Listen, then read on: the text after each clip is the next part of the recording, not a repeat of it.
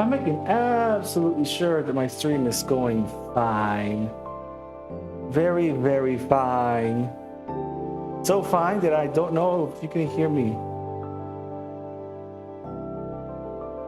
I'm having concerns that maybe something is frozen.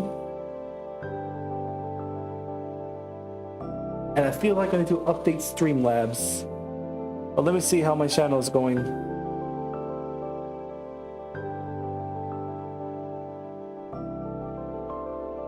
It's going fine. I really feel like something's off.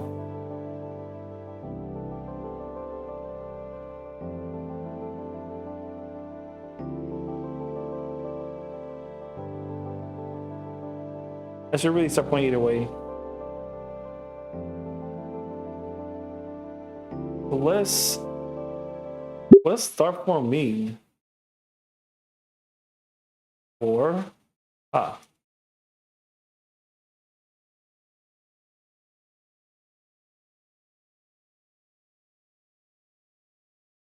no.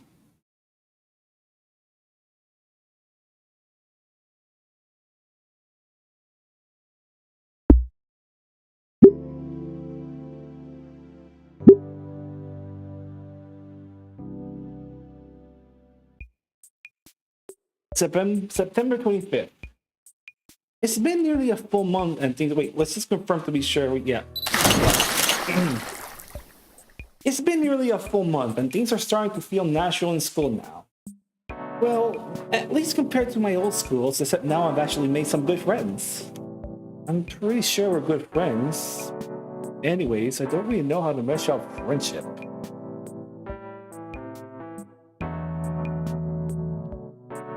Outside of that party a few days ago,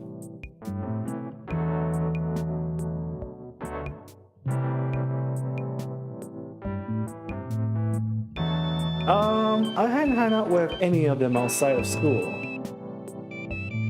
Just we hung out at school and good friends did stuff outside of school. Where does that put us?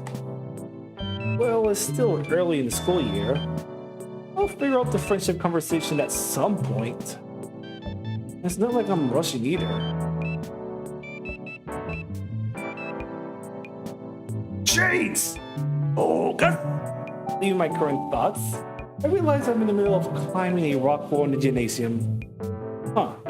Why was I spacing out again?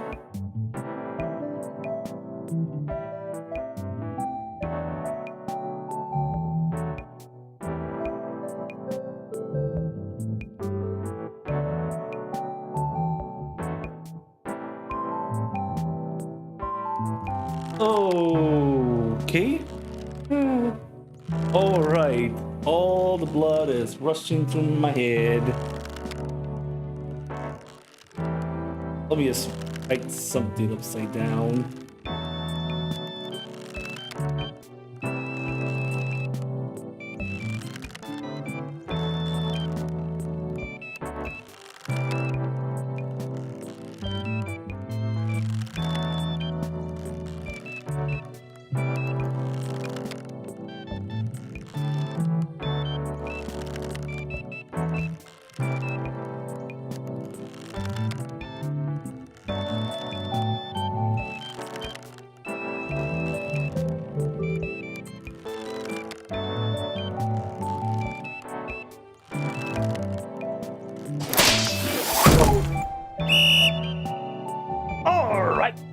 Up from my majestic gym floor and hit the showers. Made it just in time. I'll take my seat right next to Olivia and let myself relax for a second. Olivia is, as usual, doing away in her notebook. I took a quick peek of her new work, curious to see who she's trying to turn into a caricature today. Instead, the page is filled with various scribble of what looks to be a rat. The only piece of shading is fur on his head, save for the white spot around his eyes. Looks like the same one she doodled on the note we passed around in history class. The mirrored mural shows it in various poses and scenarios, some basic form and it's pretty creative. There's even one wearing a cape and wielding a ridiculously giant sewing needle like a sword. These rat doodles of yours are pretty cute. Thanks. Actually, that reminds me. Look what else I drew over the weekend. She flips a couple of pages in her skateboard and holds it up for me to see. To my surprise, it's not her Mia. Olivia decided to draw her as what I can only describe in the most flattering ways as a druggy harlot. Her clothes are even more ripped than her usual attire. Her jacket is filled with all kinds of unflattering patches, and her hair is styled into a gaudy mohawk that only detracts slightly from her face full of piercings and rings.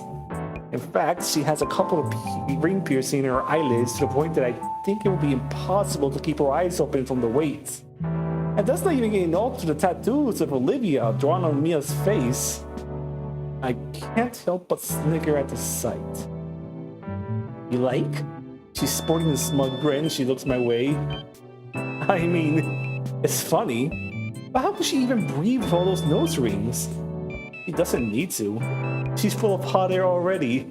The girl chuckles at her own joke. I bet if she sighed, steams would blow out of her ears.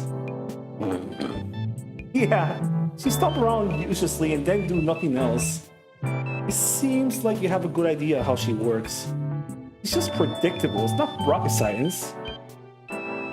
We were then interrupted by a pair of students. I recognize one of them. I am just going to send...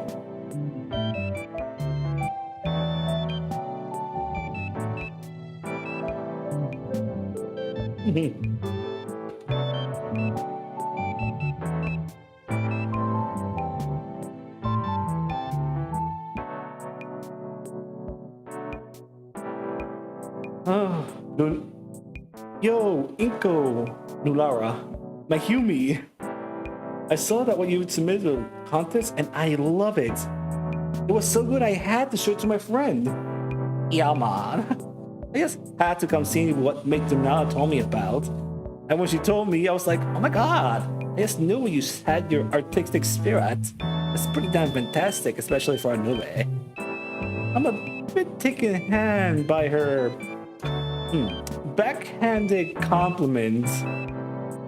Still, it's a compliment. The first real one I've heard since coming to Saint's Heaven. About my art, I mean. Oh my gosh, I never introduced myself, did I? It's Kiara. Nice to meet ya. Yeah, likewise. Cool. I mean, it's not that great of a piece. Just something I had on hand. Last minute. Damn, you sold yourself way too short here. Yeah, your work is absolutely gorgeous. Yeah, I think we should hang out sometimes. Oh, you slut, stop trying to get into it. What? I was so into it, I didn't realize that part.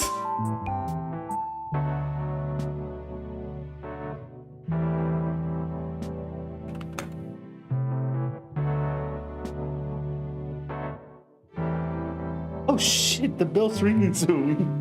Already? Damn. Well, it was nice seeing you, Inko. Keep up the great work. Be seeing you later. Yeah. Be seeing you real soon, Inko.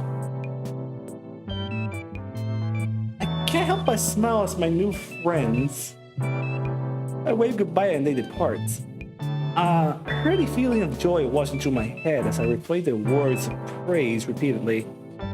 In the corner of my eye, Olivia's smile reflects an overwhelming cheer that I'm feeling.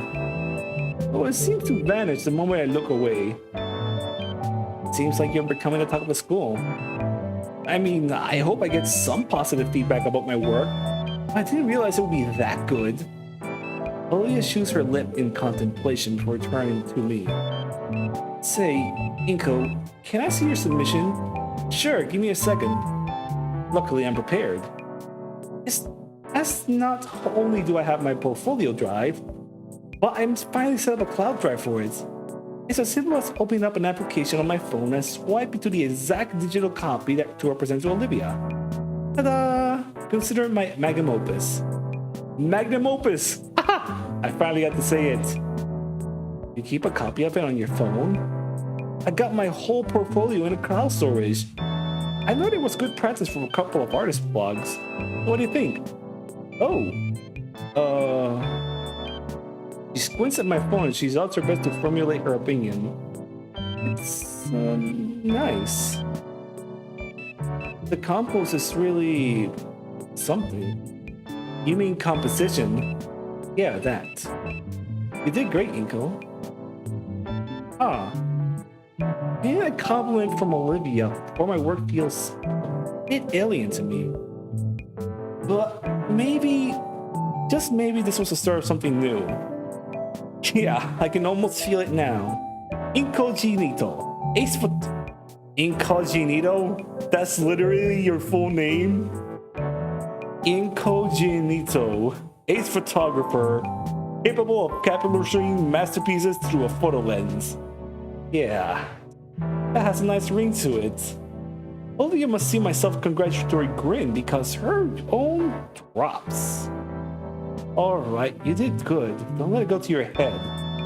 When the grin remains, she forced it off by elbowing me in the chest. Ooh! Yeah! Warn ya. That's going to leave a bruise. That exchange behind us, Olivia and I gets ready for class. Ooh. As to norm by now, Mr. Latacan began the class with some violent abuse of the school property.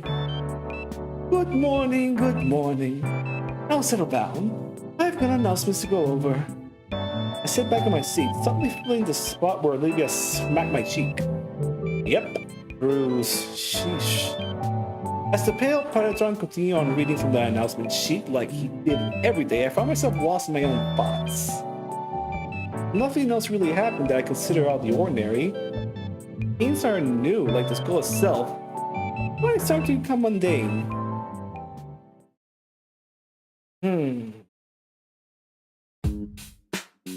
Later at lunch, I'm writing off my best stand-up to Olivia while Damien's out getting seconds.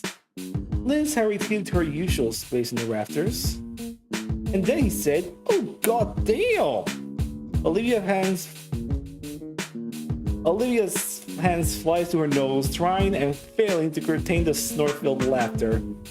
It seems to shut up the shame reaction as my own laughter spills over from my mouthful of cheap school burger. God, you suck at comedy, Inko. Olivia drinks greedily from her canteen to alleviate the sore vocal cords. Is that why you're all out of breath? It was a pity laugh. Stick to photography. Got a better one? The mood is now slow to settle. But once Olivia caught her breath, she speaks with a nice smile. In fact, I do. So a Triceratops and a T-Rex and a Rhinoceros find a lamp.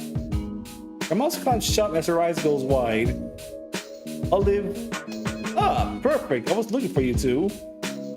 Olivia casts her eyes down her lunch, smearing her misery move abruptly with a talon.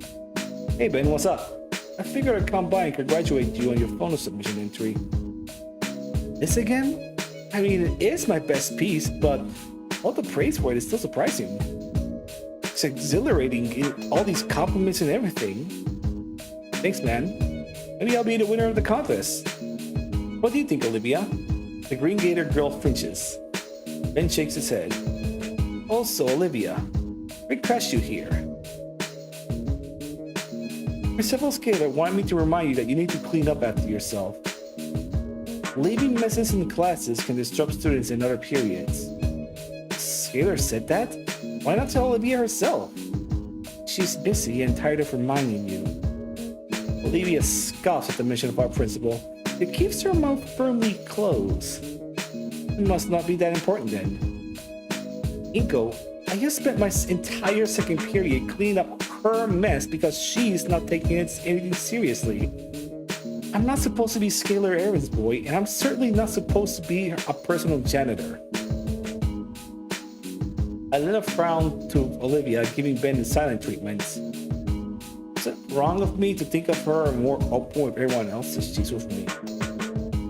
Do you know how hard it is to scrub baking soda out of the carpet once it dried? And you just try to not make other people's lives harder? Whoa, Ben, what the hell? I didn't mean that. I went too far, sorry.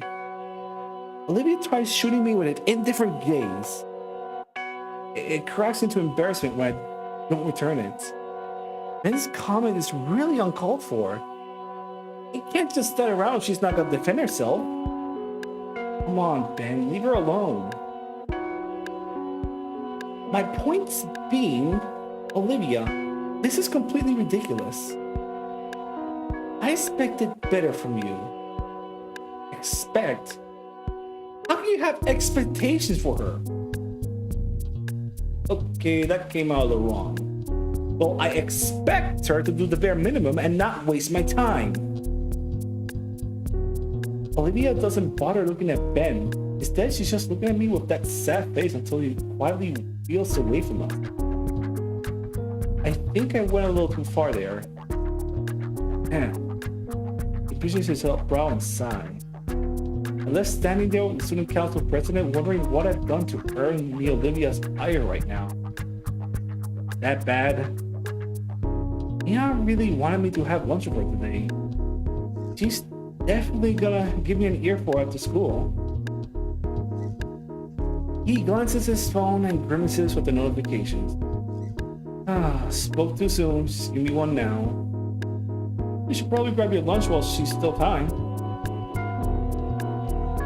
Ben glances at one of the clocks in the lunchroom. There's only 10 minutes left. You're right. The lines are usually closed 5 minutes ago. His face hammers his pun in an epiphany. Here's some vending machines over there. Anything good? I've been enjoying atomic hot taquitos recently. But Damien tells me he's a bigger fan of better lemon bites.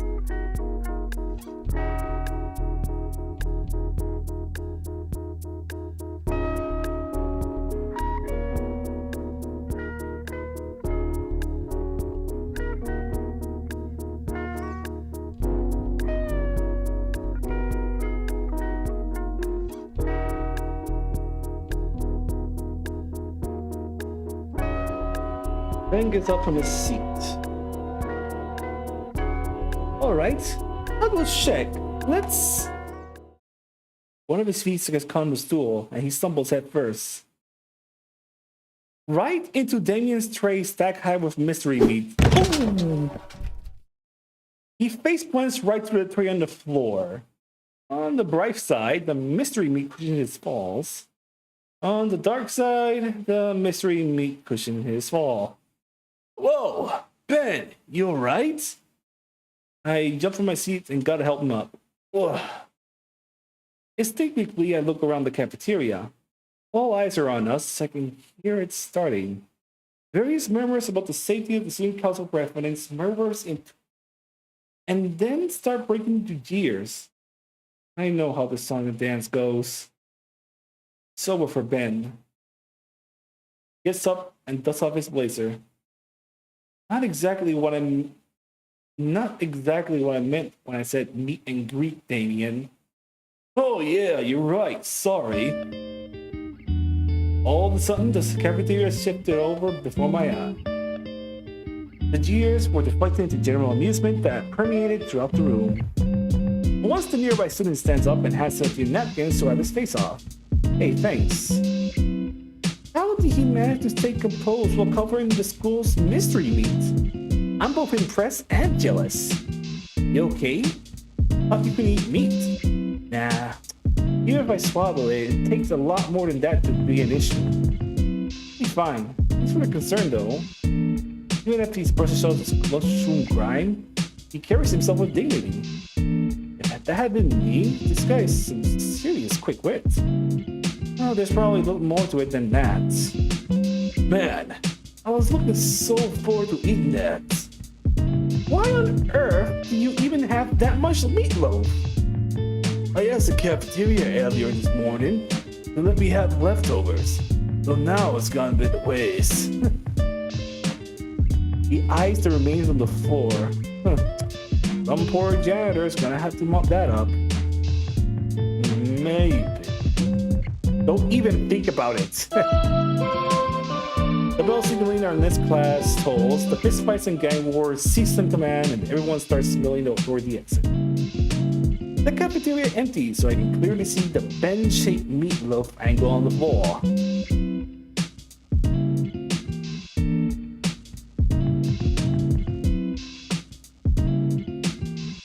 There's a familiar rubbery texture feeling on my fingertips. My instincts are kicked in and my hands going for my camera to capture the moments. The wish sense of shame rolls over me. That I would even consider capturing something like this, especially when it's happened to my friend. I get up from my seat with a heavy sigh and finally head to my next class. I hope Ben will have a time to clean up before photography. He got 5 minutes. On my way to the photography, I'm a bit caught up by what just happened. I think I'm starting to see how Ben accomplished that. I mean, ordinarily, an incident that embarrassing would just be detrimental to your social standings. On my first day, I went through something like that. I felt so humiliating. People were spreading rumors for days. Sure, they died out pretty quick, but the fact is, it happened. One moment everything's fine, then suddenly something you couldn't even have seen coming just upends your life. Stuff like that happening all the time, and to anyone. It's something that always terrified me. It's something that happened to Ben, only he was exempt. He was quick on his feet and diffused the situation faster than it could have literally started. It's like disaster avoidance. I seriously think it's the most important skills one can have. To have everything under control, to see trouble from a mile away and make it a non-issue even when it takes you by surprise. That sort of capital is something I need. Maybe it's a little shelfish, but if I seen that way, then any happenings would be forgiven instantly. Of course, Ben isn't alone. The world is full of people with that skill. Only I'd be lying if I say most of them deserve it. Most people get away with stuff they use their unique ability just for that. Getting away with stuff. What should be seen as a blessing of a social buffer is just some enabling trait of theirs. Charismatic get out of jail free card. If I had that ability, I'd use it to push myself out of my limits both artistically and productively. That's my ultimate goal. Ben is one of the good ones, definitely. He definitely earned my respect over this. The question remains though, how do I get like that? The line of which it cuts off as I round the corner. I wanted to talk to you, Olivia. At the center of the hallway intersentence, I see Mia and Olivia. Oh, fuck.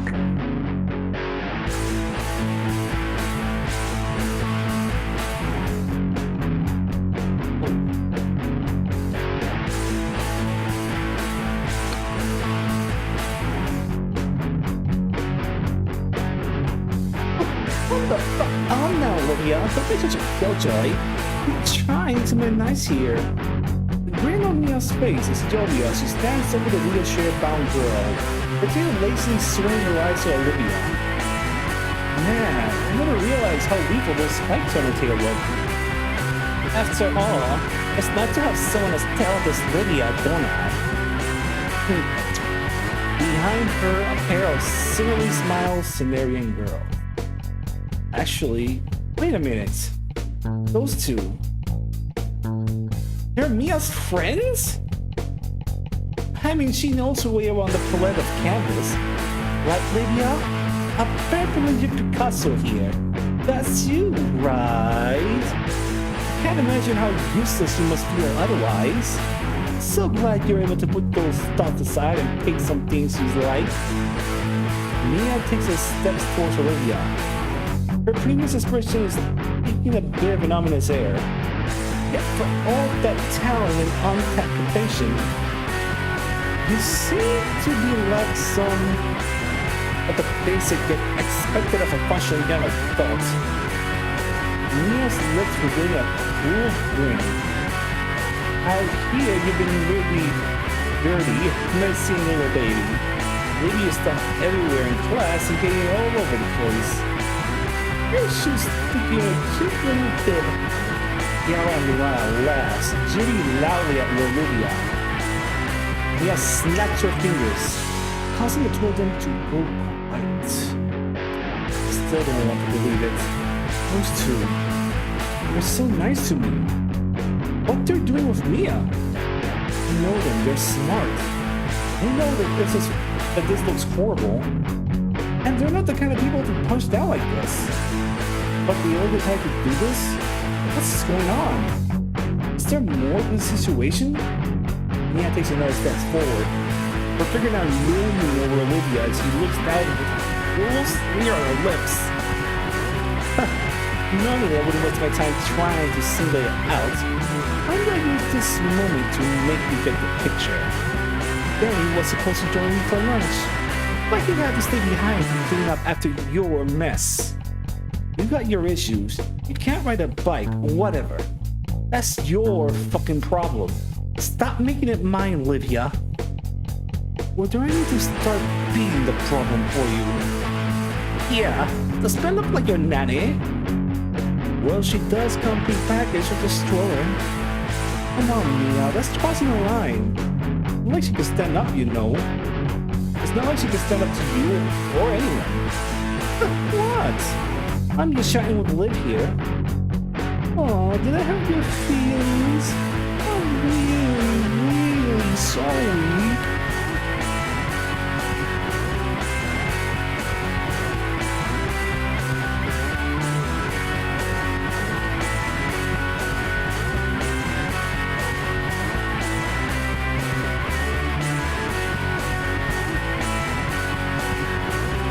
Yara speak clicks loudly and repeatedly while Luna has covered her mouth to hide a giggle. Don't take it personally, Lydia. I'm just teasing you. What, Liv? We are just one big happy family here. Lord knows some of us here could use one.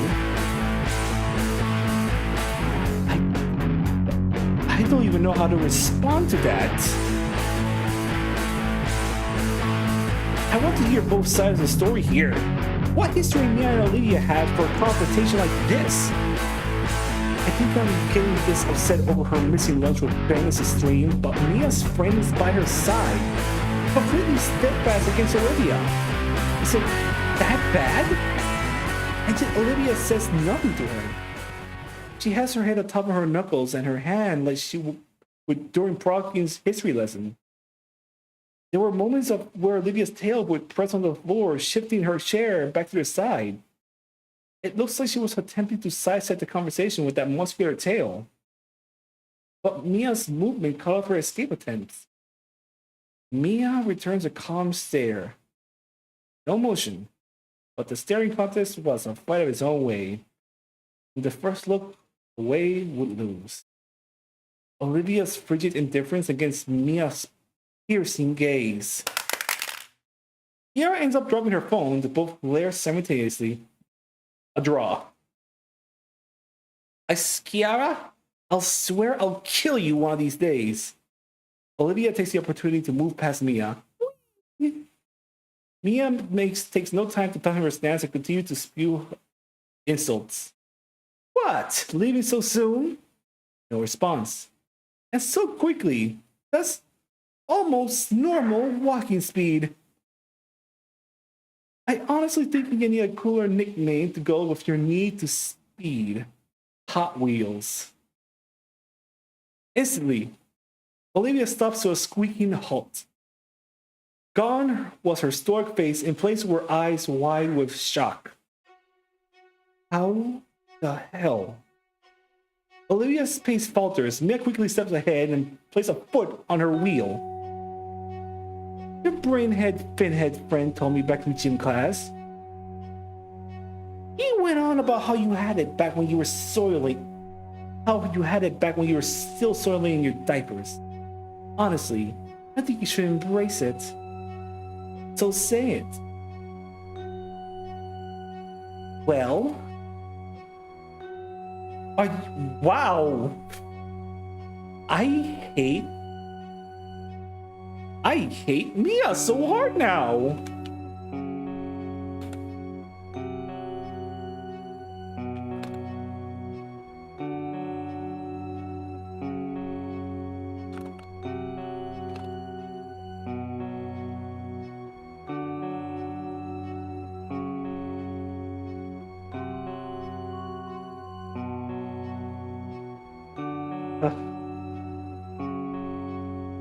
God, I can't say it. Do you need speech therapy too? Say it. Hot Wheels.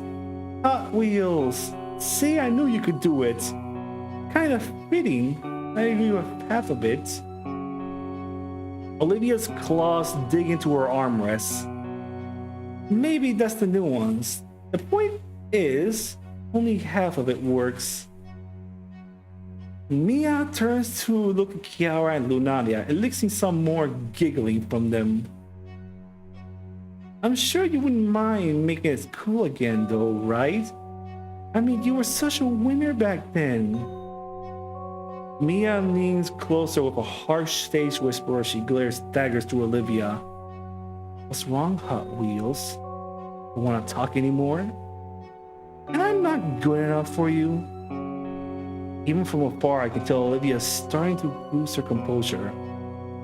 Her tail limps from the floor, as if the energy to hold was drained away.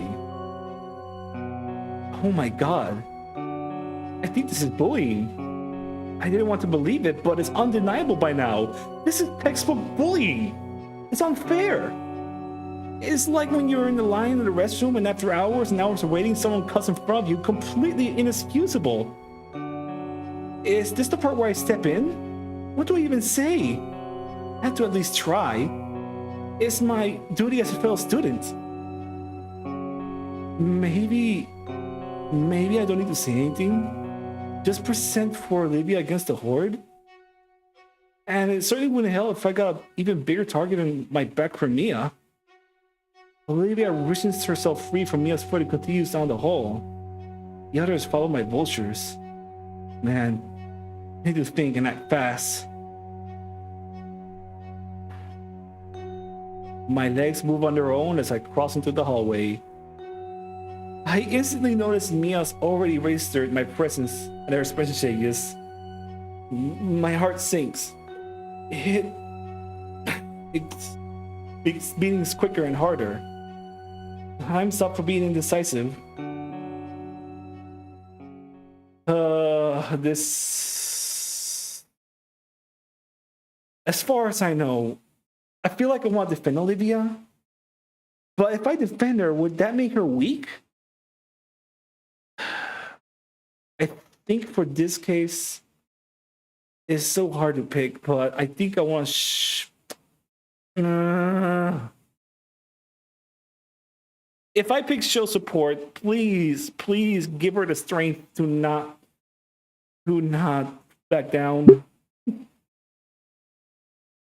As much as I want to go off on Mia and her posse, Olivia wouldn't want me to try standing up for her. Not after how I tried to handle it with Ben. Besides, I probably fumble the words and make myself look like a fool anyway. So there's not really much I can do. But what I can do is nothing. Say nothing. Do nothing and just wait for Olivia to pass by. She stops in my confusion, but quickly remembers she's currently on the run. When she passes by, I follow the same hallway, slowing my pace to be slightly behind her.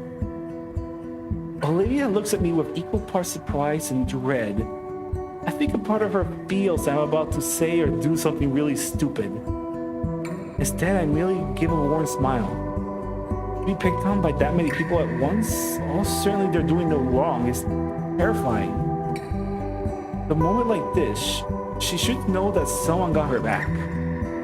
Even if I have nothing to offer, or at least the playing field will be at least less one-sided, now that she has someone beside her. The hell? Hey, I know that jacket, and I know the bullseye of the head from miles away. No wait, and I know that bullseye for a head from a mile away. The group starts following behind us. Olivia glances over me and I return a small smile. Well. If it ain't Baldy coming in to save the day or something, I don't respond. Instead, I keep my head forward. I keep on walking with Olivia. That seems to catch me off guard, as I can hear the gears in her mind visibly start to turn. Hey, I'm still talking to you, Hot Wheels. The sound of shuffling boots starts to gain on us. Just cause you have Baldy here now to protect ya isn't gonna save your eye. Neither him or any of your dipshit friends. I can see Olivia's claws digging into her armrest as the nickname, but otherwise she maintains her apathetic leer. The more we walk, the more obscenities Mia's keep blurting out and trying to get a rise out of either of us. This is why you don't have any real friends, just skip with Salamander. I don't know if Olivia has a plan, because I can fully understand why she's letting Mia to walk all the way like this. While I remain steadfast, I believe that she knows what she's doing. It's really all I can do. Who even wanna be with a cripple like ya? I can hear Mia laughing at her own words. Olivia, please change your mind and waste this bitch. Huh. So you got something to say now, Hot Wheels? He shrugs. Is that how you feel, Mia? What? Olivia doesn't say anything else. She only turns around and begins to wheel herself down the hallway. For a moment, I stand in my place and watch as Mia try to process what happened. Even her posse looks confused, unsure what to say. You really got her, Mia? Yeah, definitely show that leathery bitch. Mia uses her head to her cohorts and glares at them, angered by her petty comments. She stares me down with obsidian daggers in her eyes. Well, that's my cue to leave. With the grace of a headless chicken, I scrambled down the hallway to catch up with Olivia. Round in the corner, there's no Olivia to be found. Where'd she go? I suddenly hear Lunania's voice echo down the hall, closely followed by Mia's. Mia, what are you doing? Get back here, you fucks! Oh no. Oh no. Not alone. Not with them.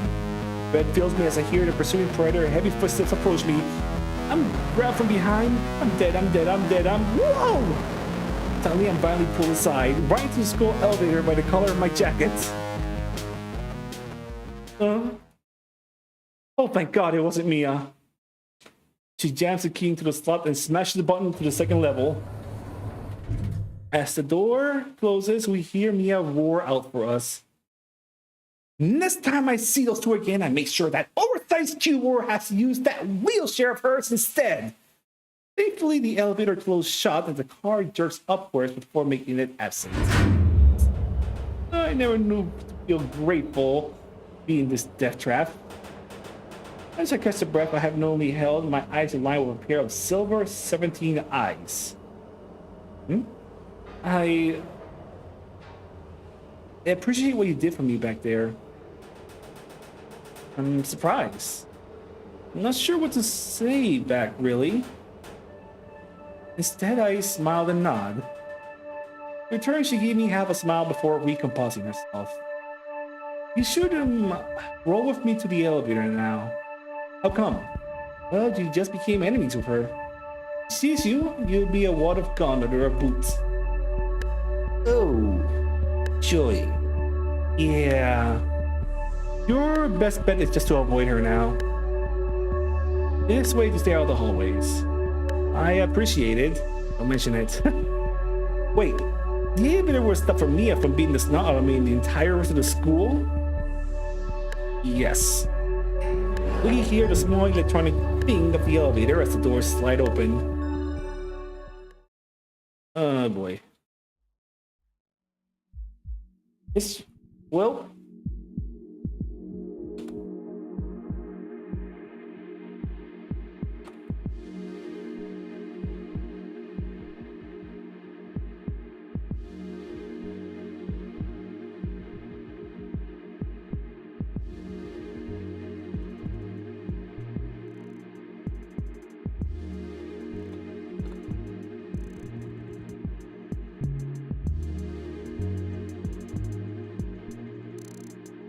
give me a moment to...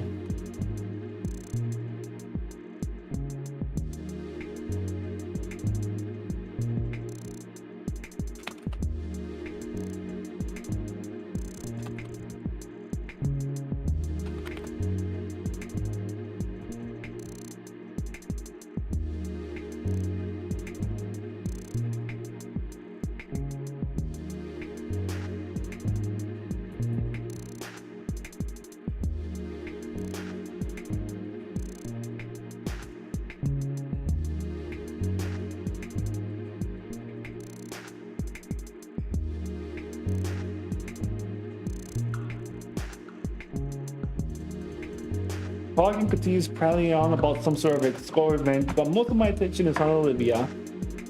She has her hoodie over her head, looks lost in thoughts. The altercation must have shaken her up more than it would be.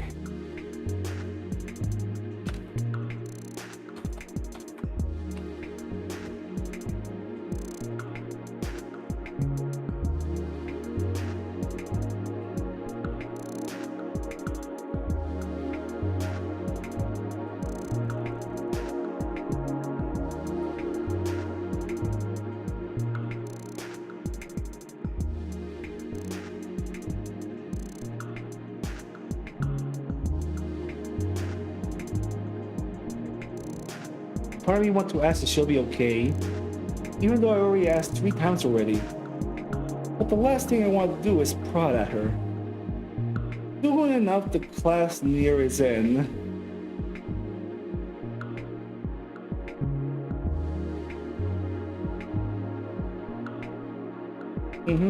Olivia uses her accommodation to leave class early. Besides, we can talk about it after school if she wants to anyways.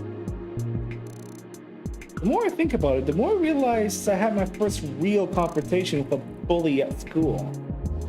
I heard once that once you get into a fight with the first time, you throw up from the adrenaline.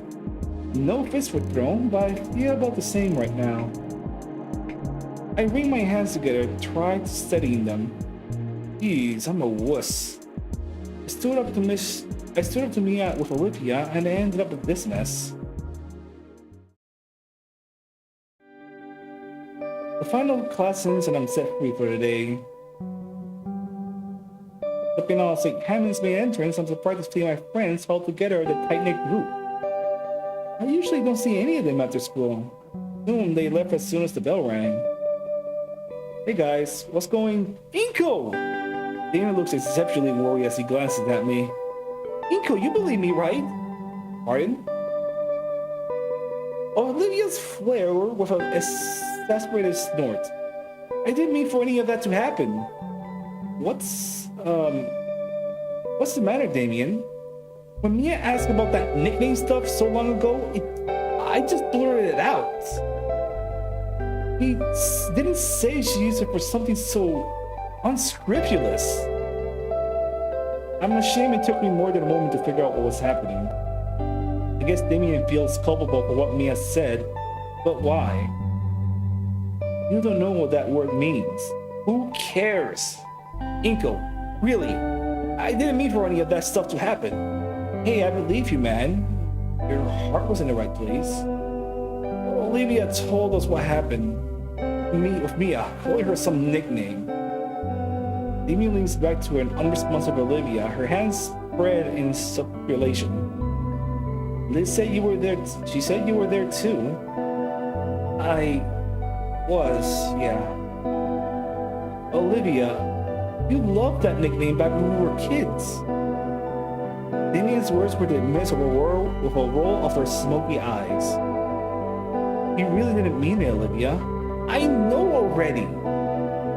For a split second, she bore row upon row of sharp teeth before gashing her maw in frustration. Olivia's nostrils flare out of her huff with a hot breath again. I could practically see everything from the day we finally weighed on her. You're just being you again, Damien. Sometimes I wish you weren't, but whatever. There's a grittiness to her voice once more, but she continues on. She holds her canteen up to her lips, but drops it immediately. Empty again. The grit in her voice is back, but she presses on. And the nickname is just that, a nickname. I don't want to hear it again. Especially not from her, and especially if just to get under my skin. Olivia stares at Damien for a while before breaking contact to glance at Liz and I. Why not? Wait, did I say that? Why did I ask that? It just kind of came out. Liz noticed Damien still organizing his thoughts. Seeing as neither of the others are going to answer coherently, she sighs. Well, I wasn't around for this, but When they were freshmen in middle school, Damien and Olivia would take the bus every weekend for an arcade to the city. I guess he came up with a nickname around then, and then it stuck. Well, that's half right, but I didn't come up with it. I bought a chunk of change for us to play stuff with each other. A match of just about every there was a quarter, probably still is. But I don't think I've won even once. Once you start to win something, it's like a switch went off in her head. I've never seen Olivia get like that. Some of the teenagers were watching too. They saw everything. A couple of challenged her once I ran out of cash, and sure enough, she ended up clearing house all afternoon. She was all the talk of the school all week until I could get back for more. It only took like a month for her to recognize as some local champion. Sometimes along the way, people started calling her Hot Wheels. I don't really remember who or when, but what I do know is that she got that fire in her. Wow. Yeah, I had fun back then. Guess I forgot I wasn't supposed to bring it up. Have things really changed that much? And you did. Again. Damien hissed to himself. Sorry. You just can't help yourself. But you're right. That was the best time of my life. The name Hot Wheels belongs to 10-year-old me, not current me. Hey, that's a great story. Being recognized so well you get a cool nickname sounds amazing. Being a champion, being a winner. Why all the disdain? I'm not. What? I'm not a winner anymore. Because you don't get to go to the arcade anymore. If it's one of the only I'm thinking, then it's only like a half hour ago anyway. Olivia looked at Liz like she just recommended anyone to watch the newest Netflix anime. Well, if this story is anything to go by, I'd like you to be a winner again. Olivia's breath seems to hitch for a moment, and I'm sure these guys wants to see it too. Damien's still the one that dragged you out to lunch table at this time, right? Look at him. He nearly kneeled over because he's afraid of losing that part of you. And Liz? I think I'd like to see what you and Damien are close friends. Yeah. And just as quick as I gained the bravado to speak up, my words left me immediately. I think I accidentally put Olivia on the spot there. Whoops. Well, her tail rolls around in a bit of contemplation. If you guys really care that much about it, I wouldn't mind it from you guys. All at once, Damien lights up. Yeah! Alright, Hot Wheels is back! You guys now refers to Liz and Inko. Damien's shoulders drop for a moment, but he quickly recovers. Hey, if we're getting the names out again, we should visit the arcade together sometimes. Rather not. Okay, and how about a better name, like, Death Roll? Olivia swings her tail around to trip him, and he's fast enough to jump over it. Damien's words flood out as he contemplates a new nickname for Olivia to try and appease her, many of which were shut down by her or Lives and I chuckling. Gradually, our giggles died down and the four of us chatted a bit more about the day in general. Eventually, Liz and Damien headed their respective ways, with Olivia deciding to stick around. Most of the schools has filtered out in various homebound rides or their after-school activities, leaving Olivia and I all alone. Hey, how are all of you? Really? I mean, I don't mind, of course. It's nothing. Also, only a few blocks away. Besides, I'm sure someone would beat you up and take your lunch money if I didn't.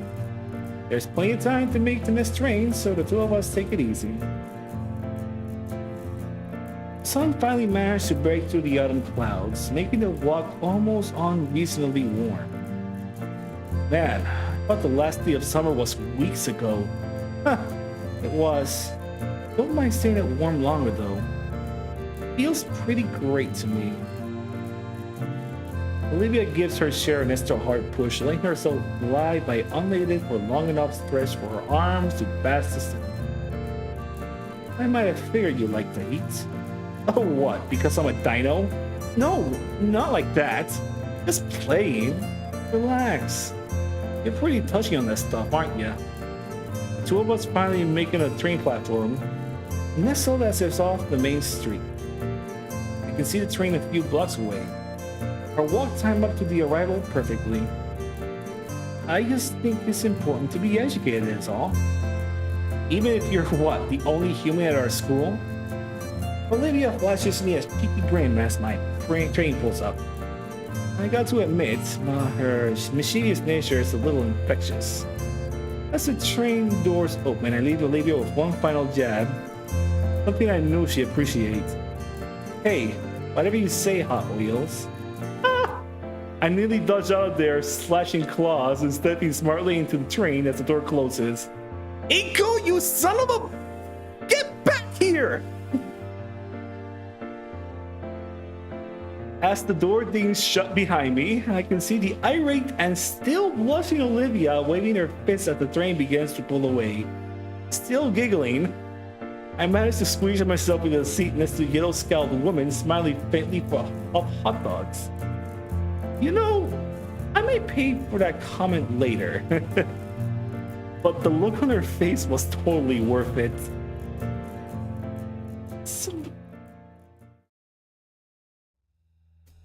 As the school year progresses, these days are starting to feel like it's moving along much faster.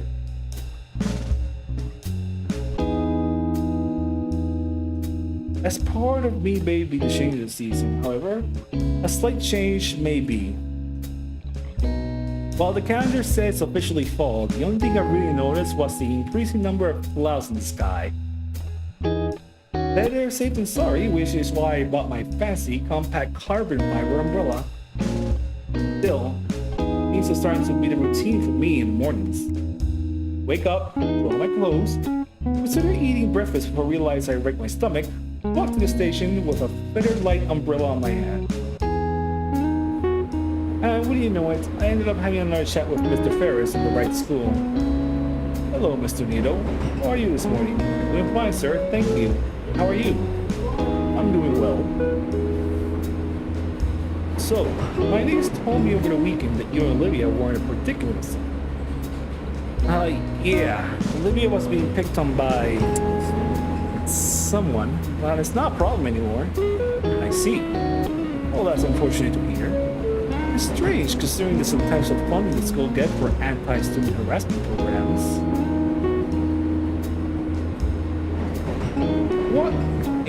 What good is all that tax money if classmates are still ragging on each other? If it means anything, Olivia knows how to handle herself. I was there to support her. That's fine. But the issues of this sort of thing shouldn't have been happy to begin with.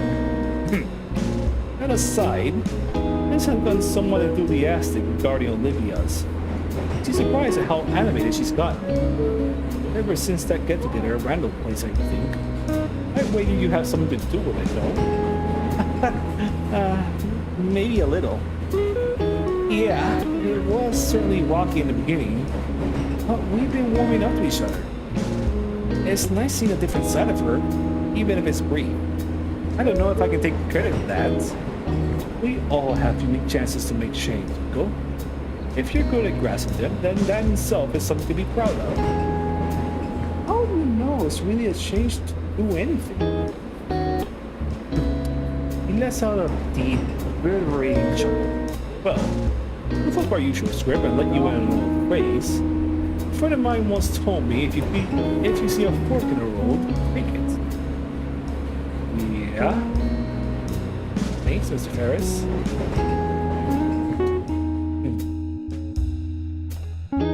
Like my mornings, school days have become routine as well. Slave through PE with Damien, see Olivia's new doodles and sketches in the art class, watched Liz Sue for mine, tutoring Damien at lunch. Talk shop with Ben. So now I have to avoid Mia like the plague because she's surely out to kill me. All that said, these things might have been my best school experience out of... Man, I don't know. I've lost count of how often I moved. Must be the fresh head trauma. As for today... It's been raining pretty often recently, so Charlie made us play more dodgeball in the gym. Mia is definitely gunning for me with the way she launched at them with me with the speed of a catapult. I rest in Lexington class, popping my spine against the curve of my chair. According to today is a short day because some assembly, so the period will end much earlier than usual. Which also means we got most of the periods to slack off to do homework. do homework. Yeah. I mean to say, do homework. I glance at the desk next to me in hopes of catching Olivia's latest artistic masterpiece when I notice she's not drawing. Instead, only fidgeting. Hey Olivia, you seem a bit nervous. Everything alright? Oh, yeah, sorry. It's just that I've been hearing rumors that the school's shared drive might be corrupted. What, really? Yeah, really. How would something like that happen? Not sure. I heard it might have messed up with the art contest. I think you should check your entry on the website to make sure it's okay. Technology, please don't fail me now. With the urgency, I take out my phone and type in the school's website. Fast finger lead me to the art contest tab. Can this loading bar go any slower? Finally, the page loads in and... Oh. Looks like the submissions have been closed. What? Help the phone up and show her the page. The submissions have been closed since voting started last week. Oh. Jeez. I thought Mr. Ladakan has spooked me. Olivia is all seized up. Oh, that's quite reassuring. The submissions closed, there's no chance of any hacker messing with them. Olivia doesn't seem convinced, still gripping her fingers on her desk. Hopefully she'll feel a little better when the preliminary winners are revealed. Speaking of which, where are we? As the bell sounds, the class begins to pack their things and Ladakan calls everybody into a single file line. Alright everybody, we have an assigned role, so stick together. Before I join the rest of the line, I look back at Olivia, who seems to be stalling. Come on, I'll walk with you. That seems to throw out something in her, as she glances up to me while hastily shoving her notebook into her bag. Yeah, I'm coming. As we head out the door, I notice Olivia is shuffling her hoodie a lot.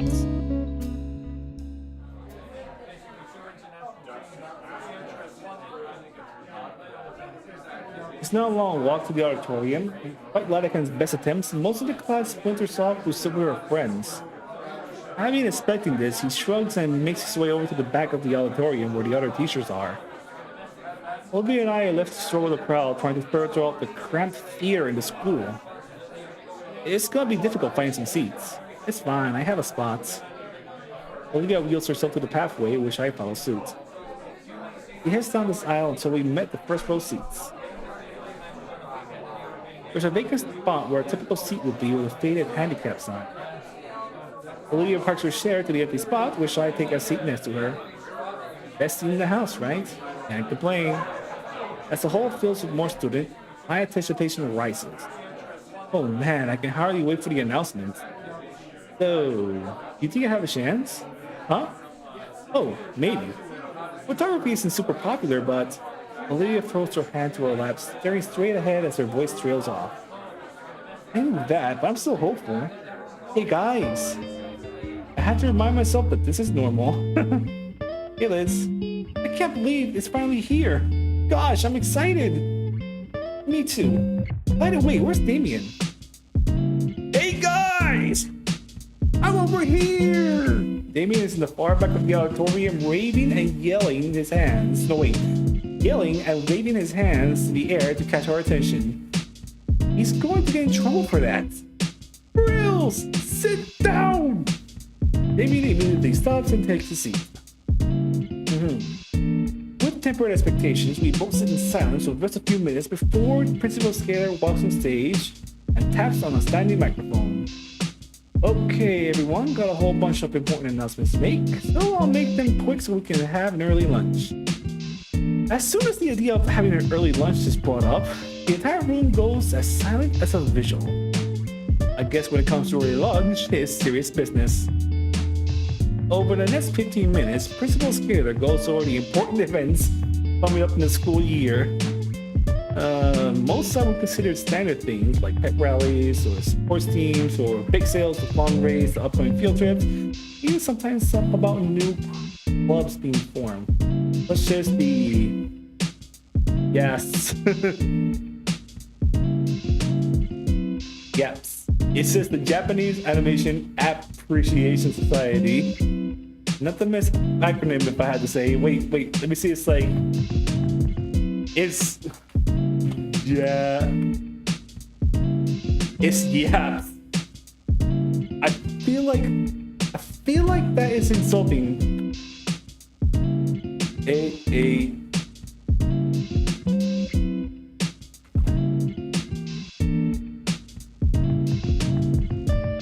Oh boy, wait. Yeah. Yep. Wow. Right. Not the best. Nah. I'm not going to. No, I'm not going to look into it more. Yeah. Not the best acronym if I had to say. Otherwise, it's mostly boring housekeeping stuff when one gone right now. I always wonder why such announcements were ordered suddenly when the movement suddenly shifts with Scalar's next big announcements.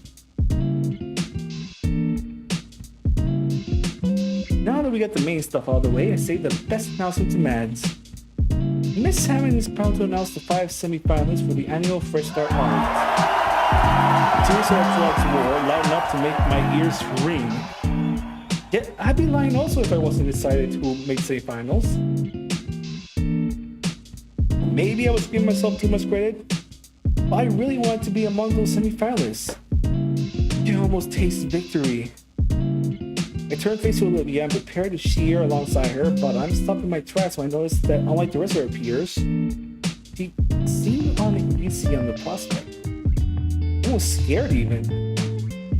Working as Olivia widest in a changed mood, Scalar continues with the next words, cutting my train of thought off. And here we have the semi-finalists. The pieces of the 5 skillful students who have beaten all the other competitors came up, followed by the names of the victors. Last, see no photography submission in sight. At least I gave a shot, right? Oh man, I didn't make it in. This next group down with a melancholy noodle.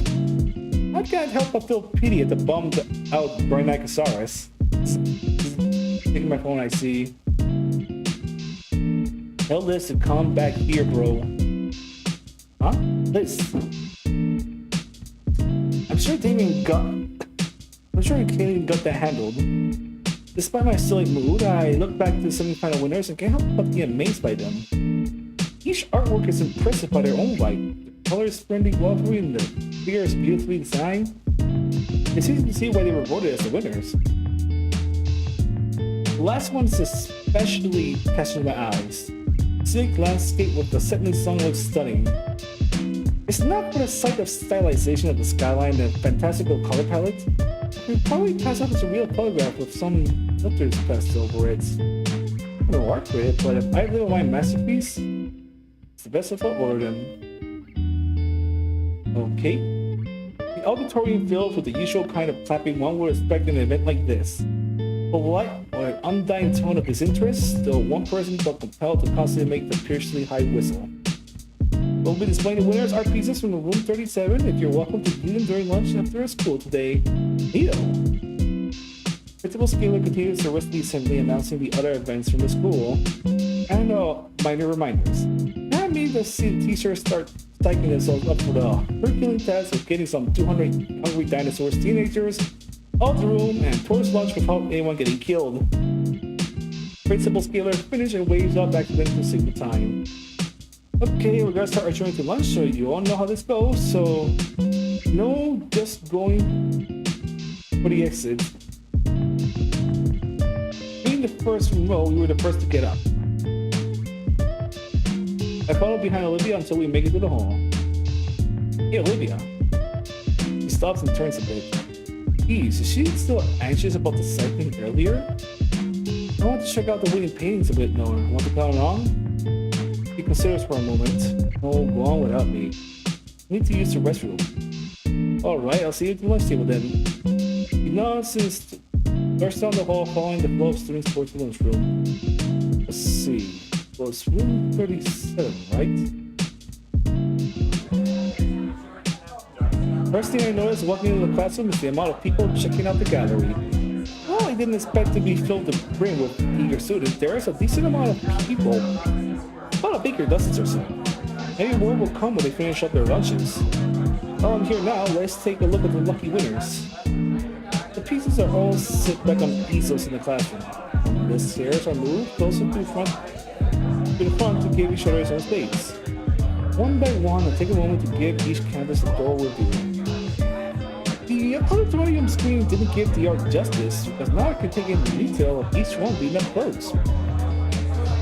Color palettes, brushstrokes, those subtle nuances. Yeah, I can definitely see all of them having a good shot at getting the first prize. But now it's time to see the one I've been eager to get a look at since it was first shown. From what I recall from Mr. Latimer's lesson, it's made with acrylics, and simply with why the colors seem so more vibrant. It stands out defiant to the other paintings in the contest, most of which were either violently absurdist and meaningless or muted. Now life's the ordinary object.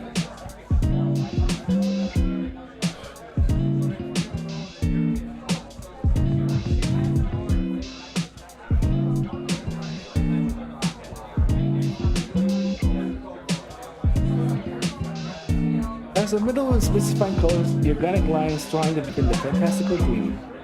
There's no weird structure or forced metaphors here, just a fantastical, meager, creative expertise in real-world beauty.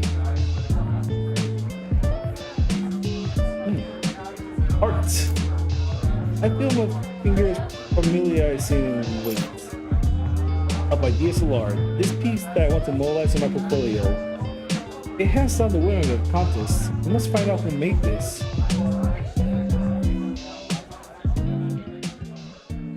Huh?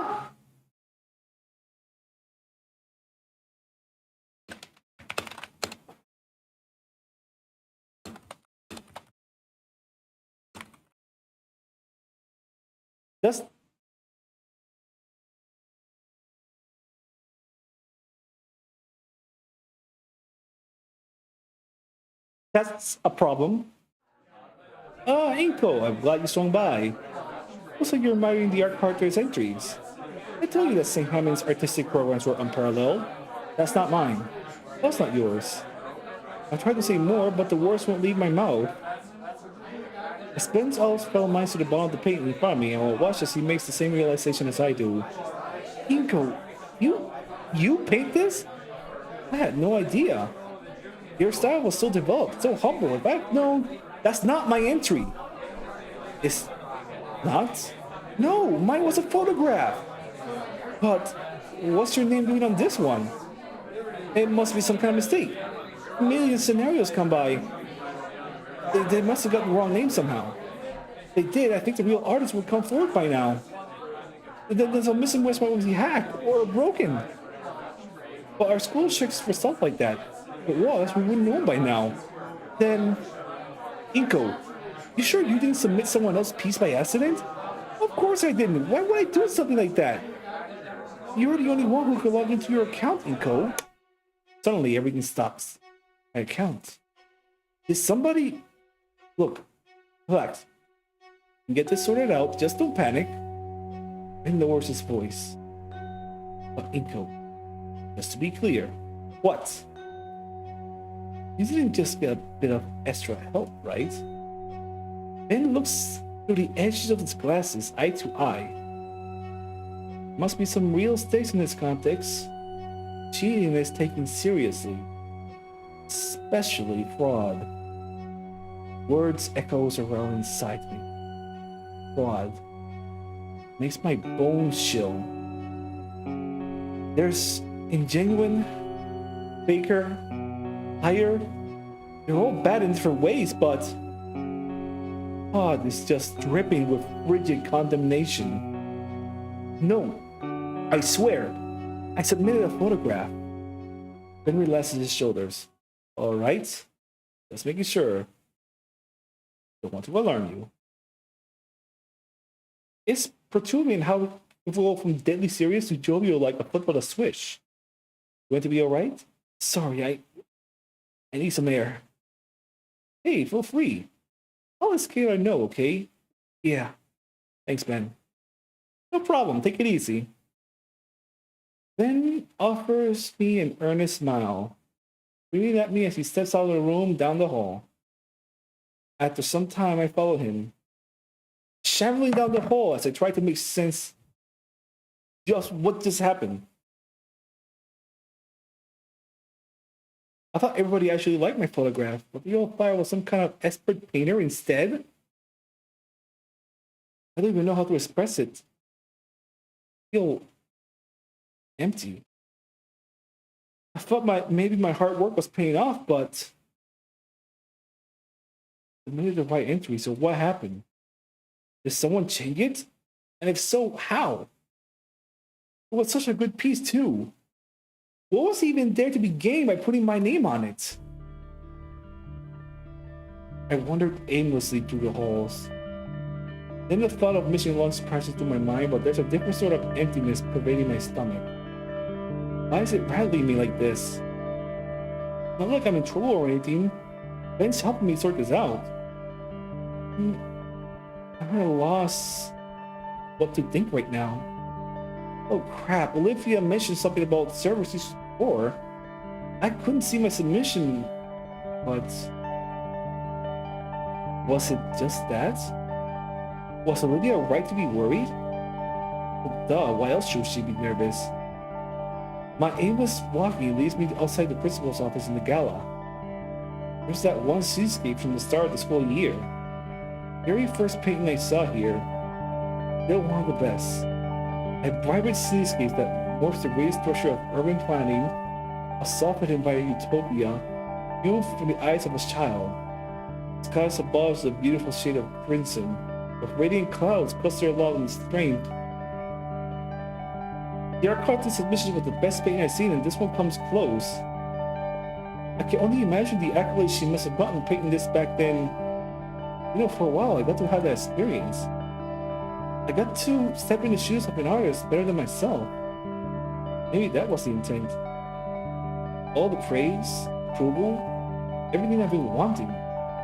Just for a while, it was given by an anonymous stranger, whoever that may be.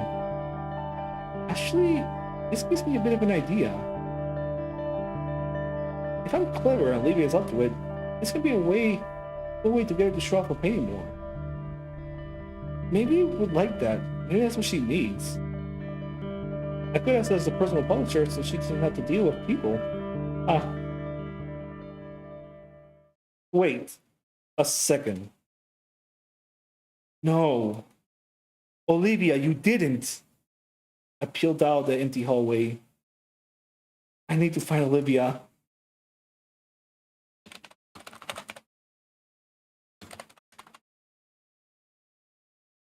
She couldn't possibly. Why me? Why would she? Think about it, only increases my worries and desperation to find who I hope who Raptor Jesus isn't the culprit. I check all the places where Olivia could be, but I can't find her anywhere. My heart for the Baryonyx leads me to the second floor of the atrium. It feels like there's a lead breaking from the pit of my stomach as I internalize the current situation. The soft pattering of rain hitting the windows grabbed my attention. The gloom-covered bolt hallway outside. My eyes wander along the school pathway covered in mud thanks to the earlier rainfall. A minute. Those look like cracks. I brushed through the main entrance doors. I met with a feeling of promptness hitting my head. Outside, the dark overcast has rolled in. The forecast called for on and off rain during the day, but pretty gnarly clouds. It makes it look almost dusk around. Crap, what am I wasting time for?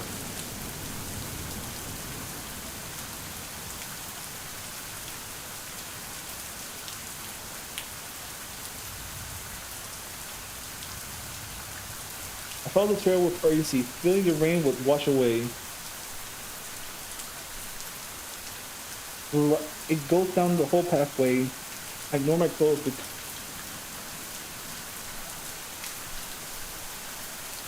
becoming progressively damp with the water collecting my shades. Eventually, I round the curve that leads to the bridge and it is stressing at its end. A wheelchair. Olivia's wheelchair. Empty of the occupant, toppling off its side. A new fear grips born from the mental imagery provided by that sight. The cruel thoughts push me to the steps faster than humanly possible, even as my rational mind tries to reassure me. When across the deck, my breath is caught by the throat and I reach at the middle. She's on the ground, head slumped down. There's a damaged and soaked school supplies scattered all over the walkway. Is she okay? My foot's trying to force me closer. Slowly, head lifts off on the ground, shoes pushing on the floor. Nico? Her tears stain with her dead expression, and her voice sounds weak.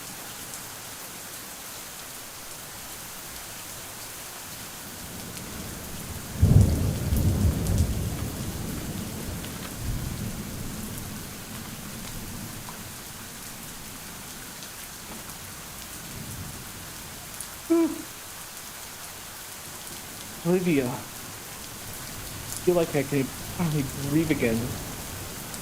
Slowly, Olivia pushes herself up, and I notice she's laying on top of a pile of paper shreddings. The feeling of relief slowly fades away, and I remember why I'd just done looking for her. We stay silent, only staring at each other, as the rain continues to bear down on us.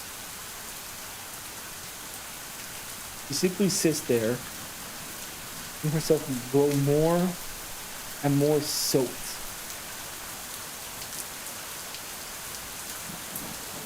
Did you want to talk? No, not out here in the open.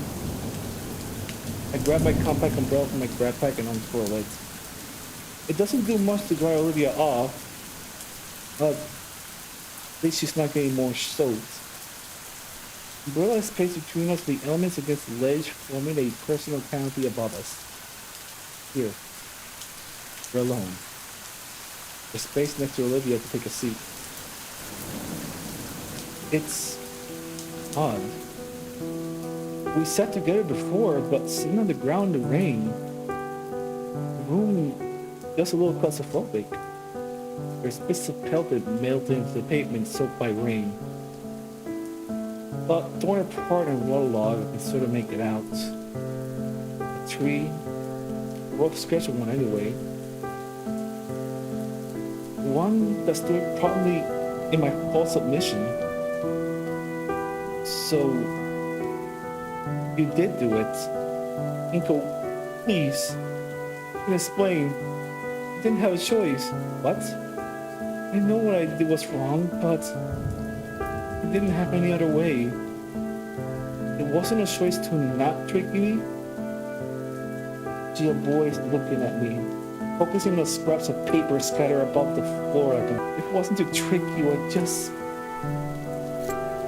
get it. You're mad at me. Not mad. I'm just confused. I thought we were good friends. I wasn't expecting it. I wasn't expecting you. He paused to give her some respite. Her usual water bottle is not nearby. A shaky breath escapes her mouth. When you came around, I thought you were no different than the others. I thought you were some self-centered, pretentious nitwit who only cares about its image. That's when I got the idea of using you to swap out the art with mine. didn't seem like the kind of person who cared about how he gets the attention from others, that just gets it. Her description of my character feels really reductive, but the ache in my chest tells me it hits a little too close to home. But that's not what I think of you now. Lagan is the one person I can trust. So when he went to bat for you, saying we were good friends, I was worried. What's so special about this guy? I honestly got scared he'd be wrong, that you were just like anyone else. Had me setting myself up for failure. But worse than that, I was afraid he'd be right. I had to face what I'd done to myself. And now I've gone and done something like this. Switching my confidence in 3. She nods, swallowing hard. I wasn't thinking.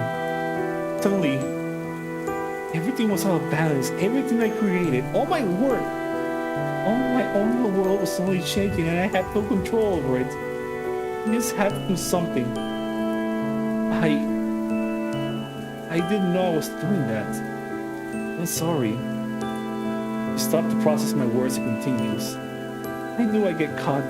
It was stupid. I was hoping for it even.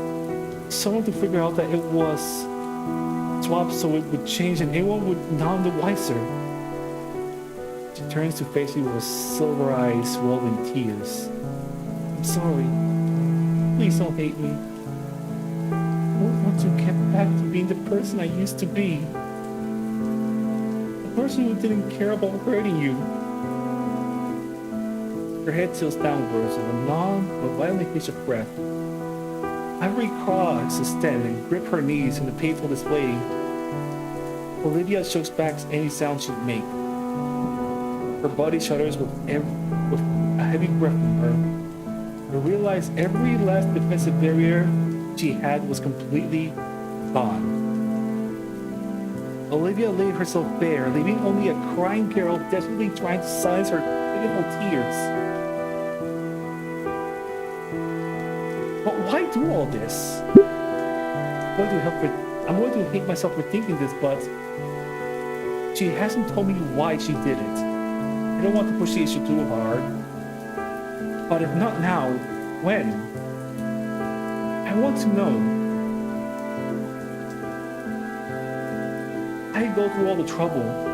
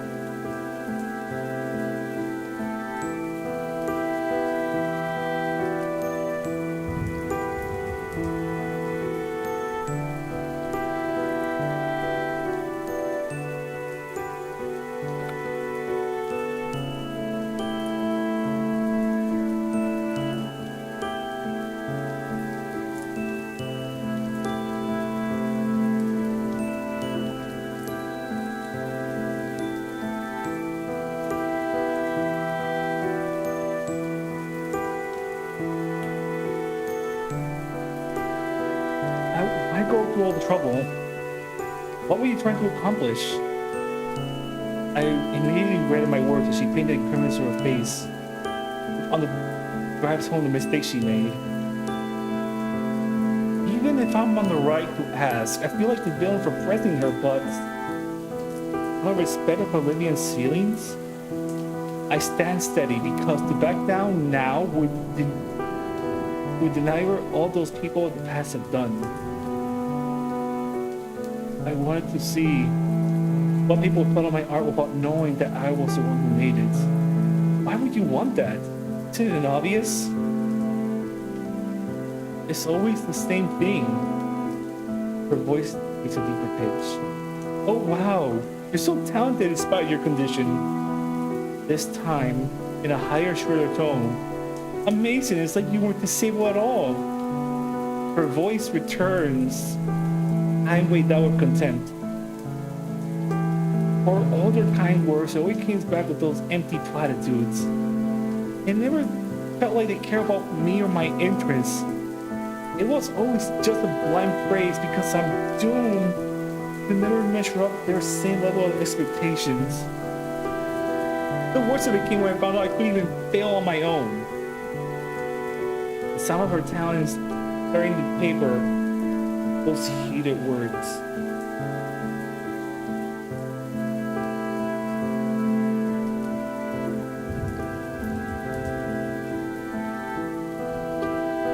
Even when I intentionally do something wrong, someone always there to pick me up or assure me if it's good in certain lights. She rips more to pay with every sentence. His old sketches from the year. Nobody else had to live with that paranoia. That every positive word spoken and action taken to help you is just someone acting out of obligation or insecurity. It got so bad that I was forced into accepting these freaking accommodations. This ended up...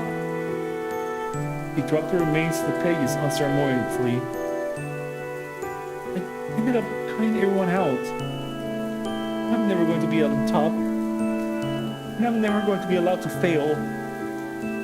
No one's allowed to feel anything but pity for me when they met me with guilt in me to consider not just giving me a free pass. Nobody has agency. That's just how things are. Bell rings from a distance, signaling me out to end the plunge. Within my mind, I can vividly imagine the sound of our classmates grumbling complaints as they shut the class. Instead, I choose to listen to the rain, or the soft pitter-patter of the slant of my umbrella, before slipping gently to the ground around us, internalizing that sound alongside the dimmer ambience and overall wetness.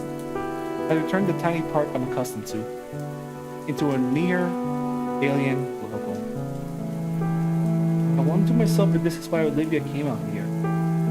In a small way, all of her work seems to revolve about her average places, but also with unnatural and beautiful overlays, creating from the unfamiliar and yet adding the fantastical.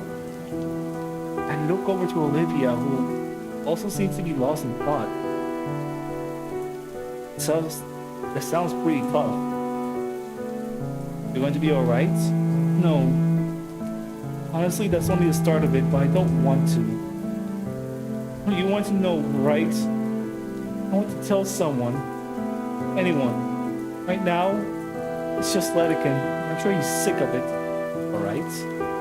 This crap even affects my family. You say that like you don't think they are. They aren't. I can't change that. You're right. I should be more grateful for them. But at the same time, it's like I know all too fucking well just to hang out the pains for as long as I need after graduation. They're just too nice not to. And the erasure of my actual father would probably last indefinitely. I can just detach from society and leash off of everyone around me forever. And it'll just be for pity and guilt. But you saw me at the pull-out party. I love you. I know! I know that I hate it. And I want to love him back, but I just can't. Not now. I've already wasted so much. Who am I to suddenly turn around in my last year? I just want to get out of their hair and not waste their time. Otherwise, I'd be the one hurting them. Wasting all their patience and kindness for years. And I already have. Never be in the wrong. Who the fuck wants a free ride to a life like that? And those souls waiting for me. Realistically. Damn it, why am I telling you this? Olivia clutched her throat. Her voice has gotten strained and weak. It hurts to speak at all. And she's been letting it all out. What am I doing just watching? I'm such an idiot. I'm rummaged to the inside of my backpack until... there it is. Pulling out the water bottle, I offer it to her. Her eyes on the ground indefinitely, then goes to drink it. A whole bottle, drinks it in one go. Then she drops it in a glowing pile of trash. Thanks. Gave a silent nod. He looked softly at the dentist again, picking up her wheel of thought. That's why I had to do it. I had to know if I was really good at something for once. Really, genuinely good. No false praise, no parasocial relations where I'm verbally filleted so everyone else can feel better to do it. I had to know if my art was real. That I could be something for real. I have a real way out. I had to show me that all the time is good enough. Why didn't I listen to him? He probably knows everything by now. He usually does. Honestly, taking all this out at once is challenging to digest, at least. You said you expected to get caught? Yeah. I said I wanted to be. I wasn't even sure people would see it. If you caught it fast enough and switched it back, thinking it was a bug. Then you started getting all this praise out of nowhere. Yeah, I did. It seems a bit sad in retrospect. Yeah, around then it really settled just how badly I messed up. I tried to get you to notice by showing me the submission yourself. Then you just go to the office and get it changed. No one will get hurt. End of story. But of course, you still have your own life saved. I'm always so prepared for anything. He gestures to the crushed water bottle. Weeks go by, you get more praise, you get more nervous. And then today, Olivia's hands finally fell to her lap, limp and spent. Here we are. It's my turn to say something. I don't know how to process all this. It's not like friendships come with instructions. My own thoughts are muddled, pushing me to find some way to comfort the girl below me. And yet to comfort her would demean her like people had done in the past. It's confusing, man. Frustration and pity mixed haphazardly in my stomach. It's nauseating. Pity for the girl before me has wronged me, but not out of real malice. Frustration at myself because Olivia was right. And then unveil an uglier side of me I wasn't aware of.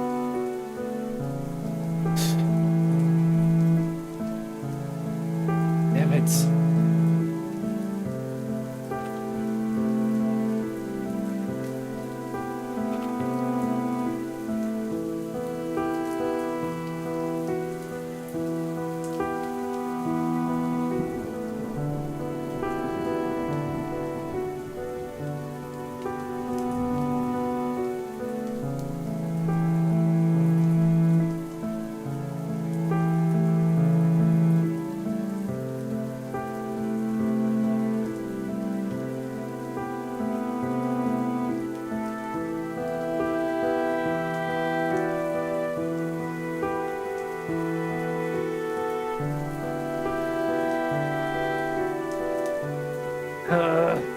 So hard to decide. You know, if I press no...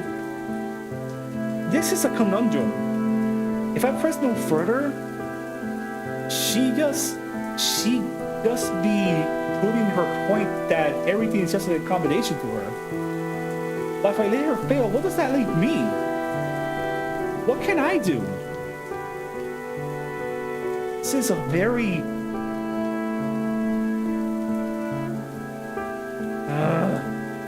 damn it. Damn it! Let her... You know, I can't accept this. I mean, sure, it's great getting praise. Sure, but it's not my art, it's hers.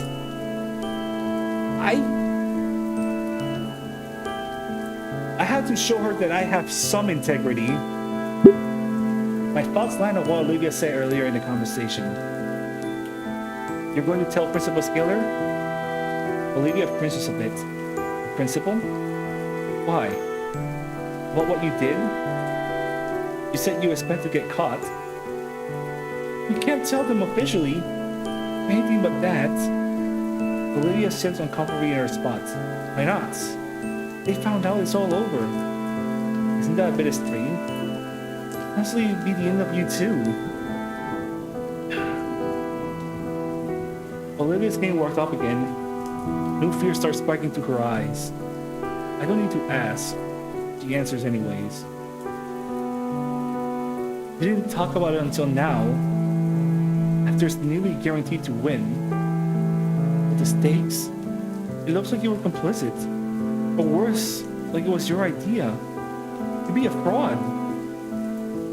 That word again. Fraud. No.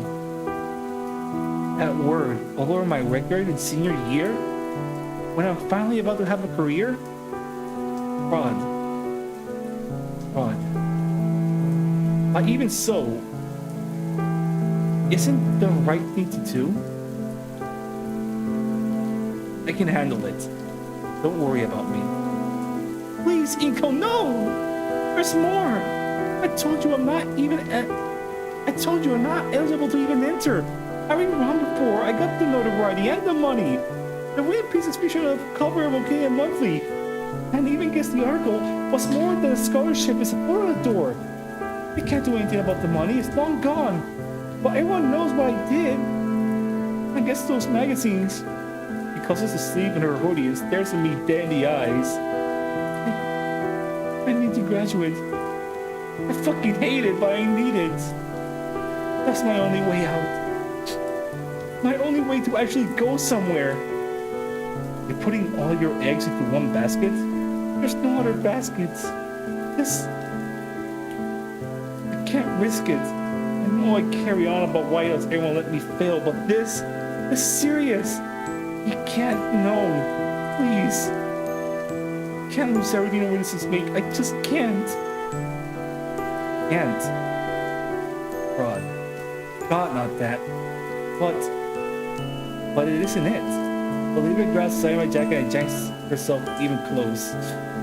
The motion tips the umbrella over her sides a few feet away in the breeze. It makes her almost lose her balance and fall onto me. Her breathing erratic. Listen to me! Please, I can't do this! I can't be doomed to be nothing! This is all I have! You can't go to someone about this, I'm begging you! She's tugging me towards the ground, closer to her. My jacket's starting to tear up. I can feel her anxiety by now. Hands quivering in a severe grip on my tight coat. It's my fault, okay? Not yours. You don't need to make it your problem.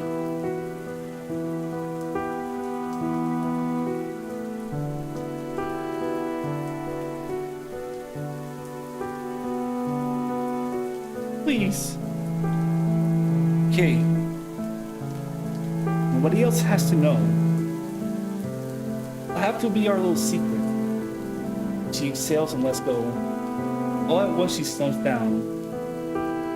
I have to fall into my arms to stop myself from falling too. She slumped over my left sideways. Hey, you okay? No, really not. The gator girl tries to push herself up on my lap. Her attempt only ended up with her twisting in my legs and turning her face upwards. It must be really exhausted as her attempt to blow her wet hair from her face was successful. God damn it. Is this what it'll come to? You got away with it too. Fuck! It's just like Ben. You have the energy to get up? Yeah, it's Olivia. What's wrong with Ben? How you like him? She exhales hard. And it's all his fault. All of it. If not for him, I wouldn't be this thing. Worthless heap, unable to do anything. With nothing and nobody. None of this would have happened. This sounds like something I shouldn't be prying into. You don't need to tell me. Yeah, I don't. But I did this to you, I should be honest. You get off my legs first? Starting to lose feeling. You too? Fine. Can you help me up at least? I take Olivia's shoulder and take her back into the sitting position by me. He just leans back against my shoulder. Sorry. It's been a long day. I guess it's time for now. Where do I even start? That Ben. I don't remember how we became friends. But we definitely hung out a lot in my last year of middle school. He didn't care that I was in the chair. He didn't treat me any different. It was cool. What's the issue then? Olivia bops my chin over his skull. Let me finish. He was cool. But in freshman year, back then, Ben was the only student council as a sketch secretary. I was looking forward to that yearly art show. Worked all summer for the perfect piece, Dreamscape. Stain was heavy in her tone as she said his name. He had won. It wasn't supposed to. Her eyes were teary, though with rage this time. My mouth clicked shut when she glared at me.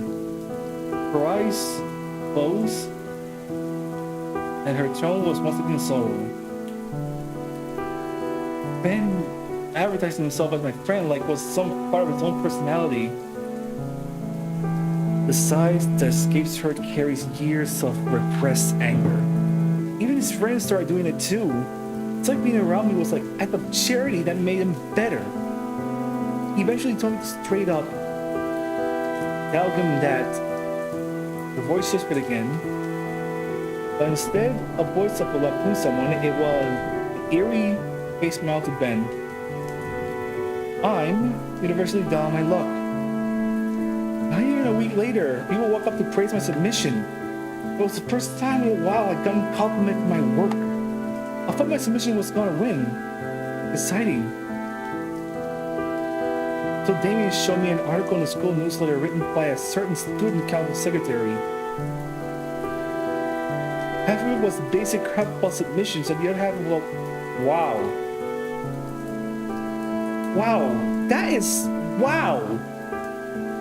That is underhanded. God damn it, Ben.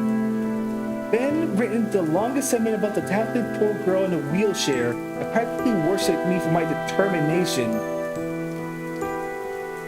Surprise, surprise, it wins by a landslide. All I can remember that feeling, wow. That is...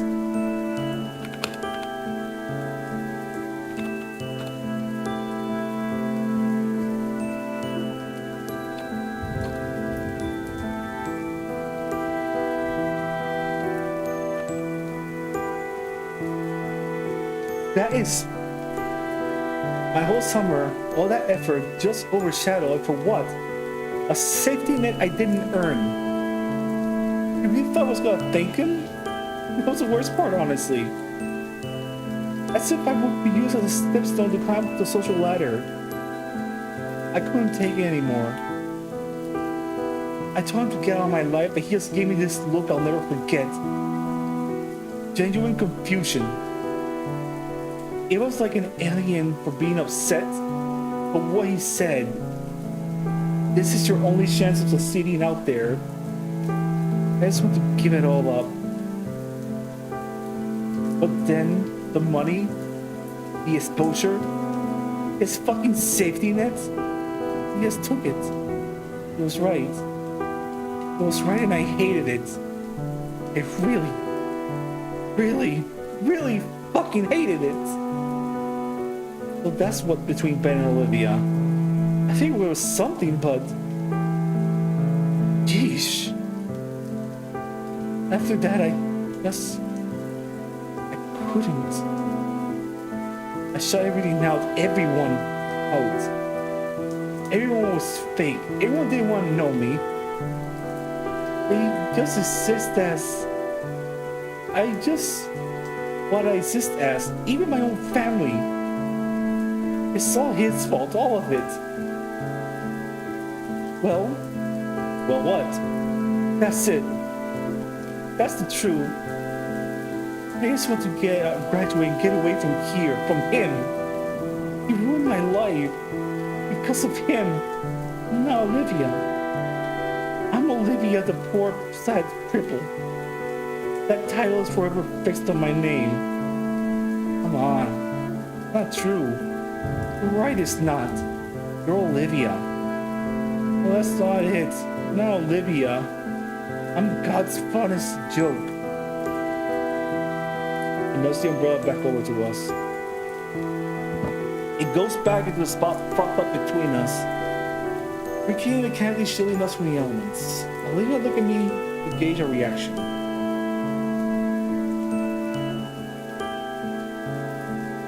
All that was sort of a speech given by someone that had years to think about it and hold it in. And it must have been what she's going to give everyone to listen. And if she could just trust him. All of her pent-up angst against the guy ruined her life. Released at the moment she couldn't take it anymore. It can't get much than this for her. But she trusts me. What she needs to hear right now is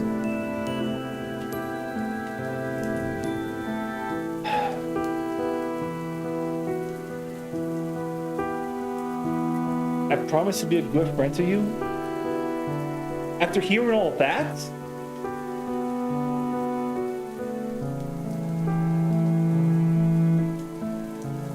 What can I even say? She just... Everything that seems like a compliment to her would feel empty and meaningless. And she thought...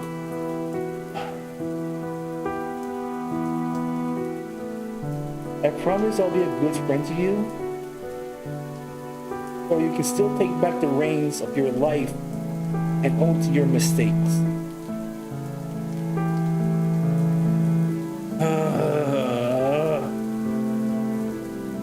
Dang it. It will make me sound... I can only do this.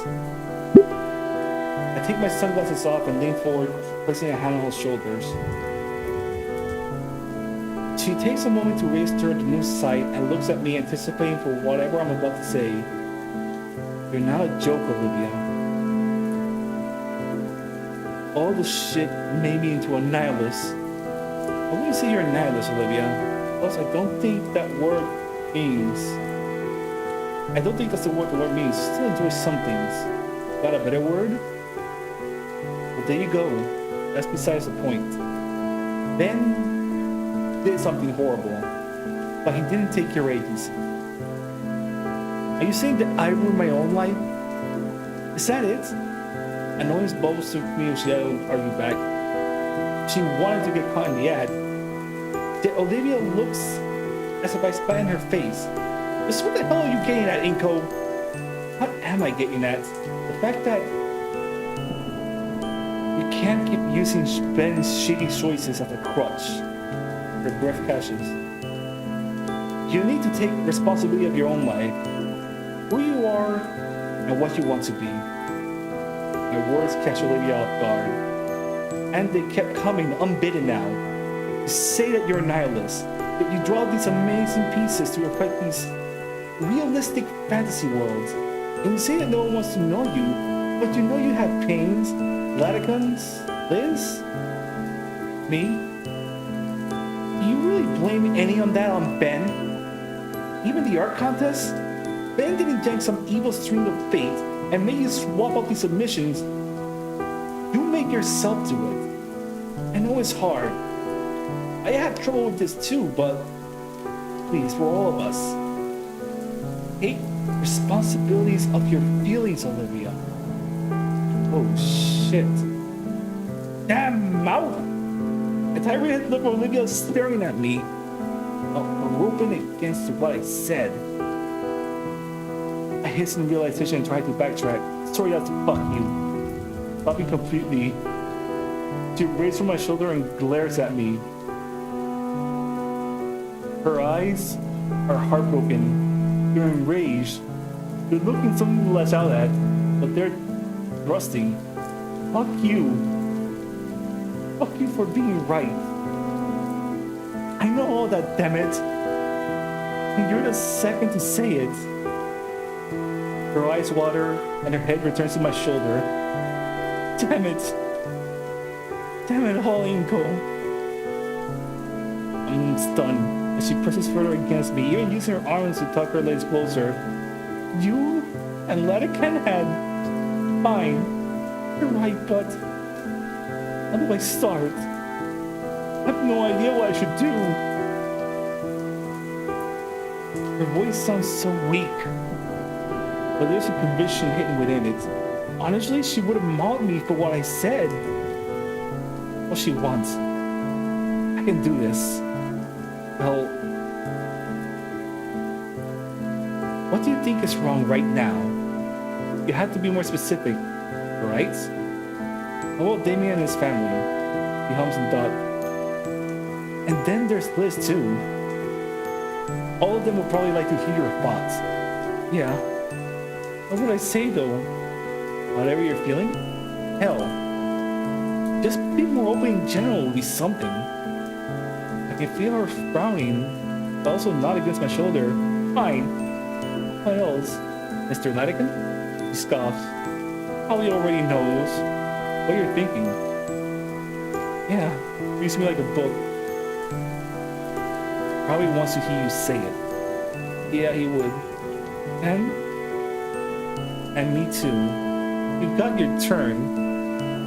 You told me just now, but I'd like to hear more about you.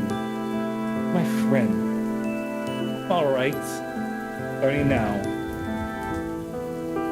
I can feel her rolling ground before she sighs. Sorry. For all the shit I put you through since you got here. For being a really shitty friend. For you having to put up with me. I chose to be your friend, Olivia. So don't apologize for that. Olivia looks at me with the corner of her eyes. Ben can't take your agency. You can't take mine. I'm choosing this. You're silly. The words were strained, and not from lack of water. Of regret, her voice was raw. Along with the honesty. Thanks. I forgive you. Once again, silence. I fumble with my sunglasses, debating whether I should bother with them given the rain. Might as well. Our prescription after all. We just lay back, listening to the patter of the rain against our little tent. Just her and I, secluded from a world that's done so much to crush her. Man, she's really leaning on me. I crane my neck so I can turn to look at her. She looks at peace now. Even with smeared mascara over her hair. Starting to lose feeling in my arms though. And what's her like this is... What's that snore? Well, I guess she would be pretty tired. It's been a long day for both of us. Even if it's only for a period. Did I do alright? Things turned out pretty okay. But I am anxious. Best I can do is to be there for her. In this case, let her have my shoulder for a bit. Pressed up against me. My eyes slightly closed. And I tried to lose myself in the pitter-patter of the rainfall. Oh my god. Olivia jokes up and starts coughing through her fist. Fuck, how long? About 5 minutes, probably. Geez, sorry. You know, I remember when you got onto me just for sitting near you back at the party. Shut up. Looks like you're improving a bit. Olivia bunks the umbrella, making a splash around me. Hey! Anyway, Olivia stretches her arms. Things go quiet again. Olivia finally breaks the silence. I know you said you forgive me and all, but I still feel like shit for putting you through all this. Now everyone is going to expect you to be skilled at painting. They'll call you a fraud. Yeah. Try not to think about it. It's all my fault. Olivia rests her arms over her knees, and I'm surprised she managed to bury her snout in them. An idea hits me. What if you taught me? Olivia raises her head from her arms. Taught you? Painting. For real. It's like you said. I have expectations to fulfill. Wouldn't you teach me how to paint like you do? I don't know. Tell you what, I'll forgive you if you teach me. You already said that. Olivia looks down in contemplation. Right. Teach you how to paint. But you should know, I'm a lousy teacher. You see my work in class, I'm a lousy student. I got a feeling it'll work out. Hey, don't make it weird. Yes, Professor Halford. Stop making it weird! I chuckled as I playfully shoved by her. After that, everything was said and done. Things became quiet. Beneath the solace of my umbrella, we relaxed together. At least until Olivia begins shifting uncontrollably. Sat and watches. It takes her towels and shifts them to my side with one hand. Her tail comes around and presses the paper-filled floor before her, keeping her upright and starts to move forward. Finally, with the strength of her tail and one arm, Olivia lifts her hips from the floor, swings and shins fully beneath her. Smiles, he kneels over me. Just going to sit there? Crap. I was gawking stupidly. Wait.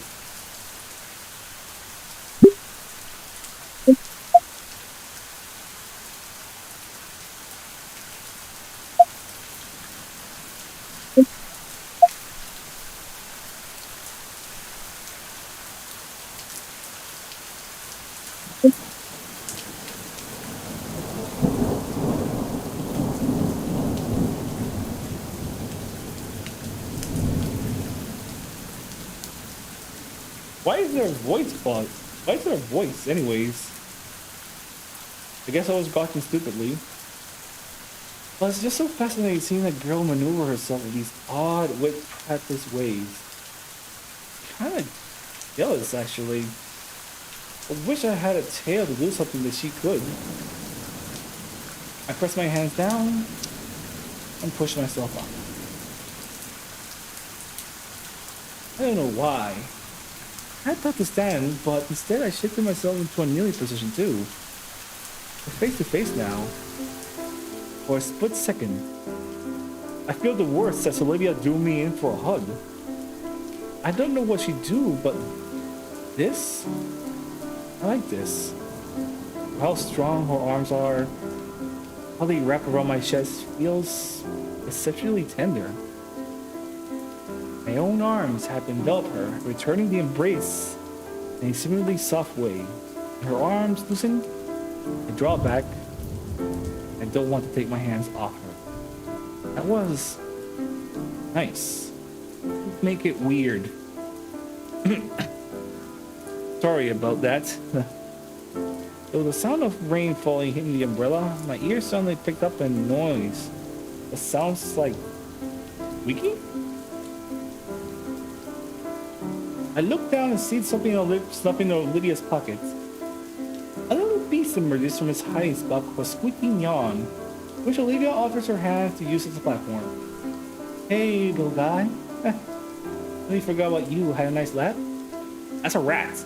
Oh, right. You two haven't met each other. Eco? This is Guts. Guts? Meets Eco. Oh, hi? I awkwardly wave at the apprehensive looking rodents. Olivia lifts Gus to her shoulder gracefully, like her hand is an elevator for him. You brought him to school? Well, yeah. I really needed him today since, this crap happened. She gave Gus a few squishes under his chin. I bring him sometimes when things get rough. And nobody noticed? You haven't. Touche. Ladigan did. Once. He told me not to let him run around the school. Otherwise, he'd be considered a health hazard or something. Oh, crap. We'll wait for our next class. Sure, Ladigan will understand. You should probably get back to class. Here, hold this. I gave Olivia the umbrella. so she and the rat can stay drive while I fish the wheelchair. I did the thing! I did the thing! I hug the guitar. I said I did the thing. 99. Wait, how many achievements are there? 5 hidden achievements? Really?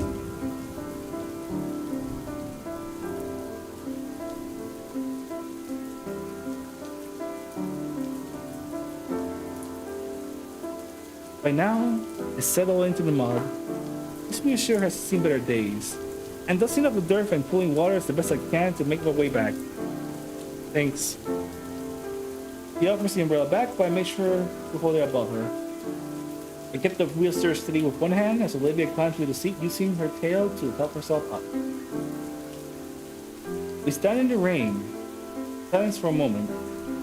Only sharing content glances. So, what do we do about the content now?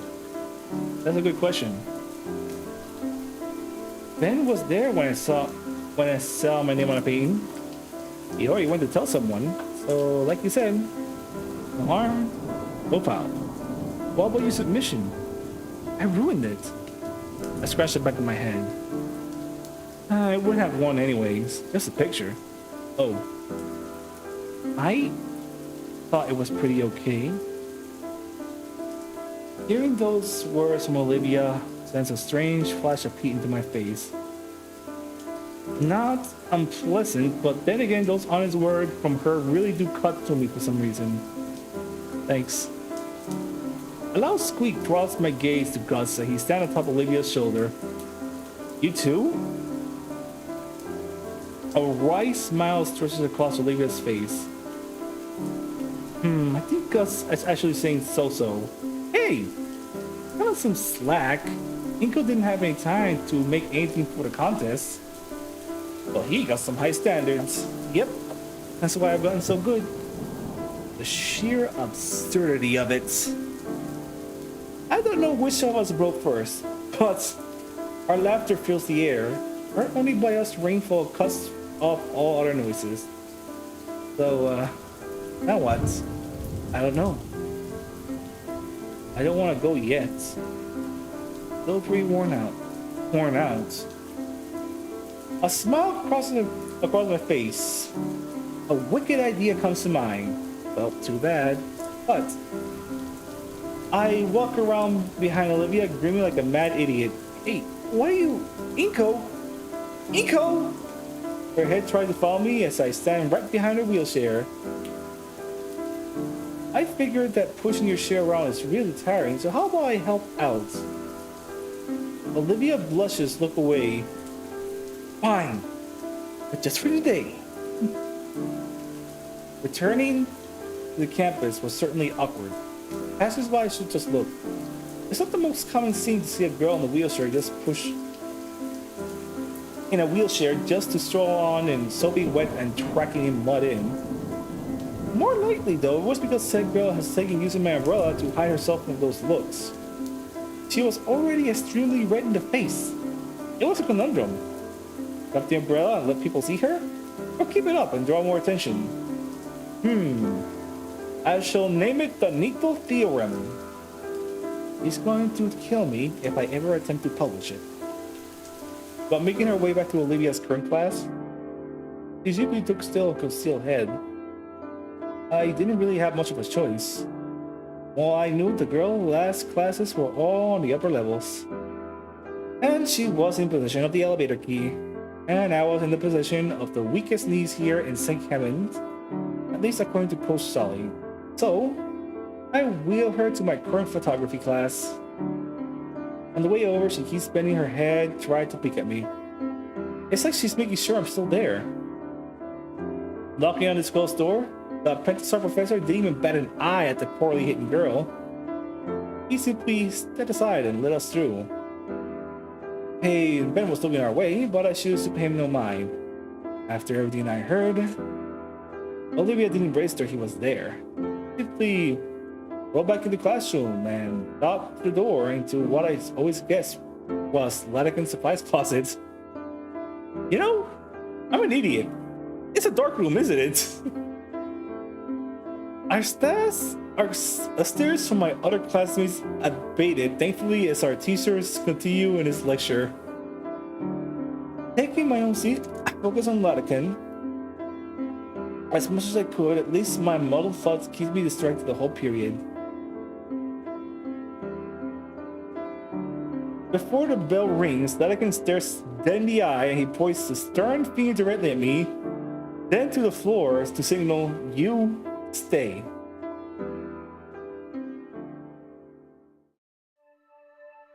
Oh boy. Once everyone else has left, he closes the class door and locks it. So, I have to explain. Explain, sir? He opens the door and signals Olivia to come out. The mud-drenched clothes, the declaration of sanctuary. I was having a bad day. She looks a bit better, still drained, but she's not shivering. Her rat sits on her lap, and Latican extends a finger to scratch under his chin. I can see that. He takes a seat against to near my desk and waves the hand for go on. If she doesn't, he shifts her hand to me. I look between the two of them. Minute their Latican's expectant leer, and Olivia's pleading eyes. I ultimately shake my head in the negative. I help Olivia get out of the rain. Of course. He saunters further on top of the desk. Can I tell you some other time? Sure. Whatever it was, it looks like you recovered pretty well. Olivia doesn't answer verbally. Instead, giving him a bashful smile and nod. Was it about your work again? Yeah. Oh, this girl. He turns to me and points a thumb at her. No. The work she's so concerned about absolutely wrecked the grading curve in my class. For the sake of the other students, I had to put a limit on extra credit assignment. Really? Yeah. Never before I would consider such restraint. Why punish someone for working too hard, I would think to myself. Then 4 years ago, this little green goblin comes right into my class, half a semester, and a few angry calls from my parents later, my hands are tied. This young lady simply does too dang much. Olivia smiles, but doesn't look up from her pet. Was it all that much better from all the other students? Well, no. I don't grade by technique. If I did, you'd be in big trouble, Inko. Olivia's work was very good even then. But the main thing I admire is how motivated she can be. I haven't seen someone so enthused to just paint in years. Certainly haven't seen anyone so enthused that had changed the rules like that. You were worried it stopped me. Was it? Yours definitely sounds like me. Why didn't it stop you? Not even a little. Heck, that year you even got me to see more things differently. I don't think I ever did anything like that. You did when you came in class on Friday before Mother's Day. Take a look at this. I'm handed the quilt print, and the first thing I note about is how soft the feathery portion is. It's the special pen you always use. It's actually from my wife. Oh. Inspecting it closer, I can see more of the Inquitec details, but a fading engravings of the shank of the well-maintained but worn point. It's well made and kept, and the feathers shown as A's. She came in that afternoon with a whole stack of crumpled painting drafts, so he came in that afternoon with a whole stack of crumpled painting drafts, so frustrated she couldn't get it right and so determined to make it perfect. She say any of these would be great. Oh wait, I say any of these would be great, your aunt would love any of these, and she fires back. It's not good enough for me.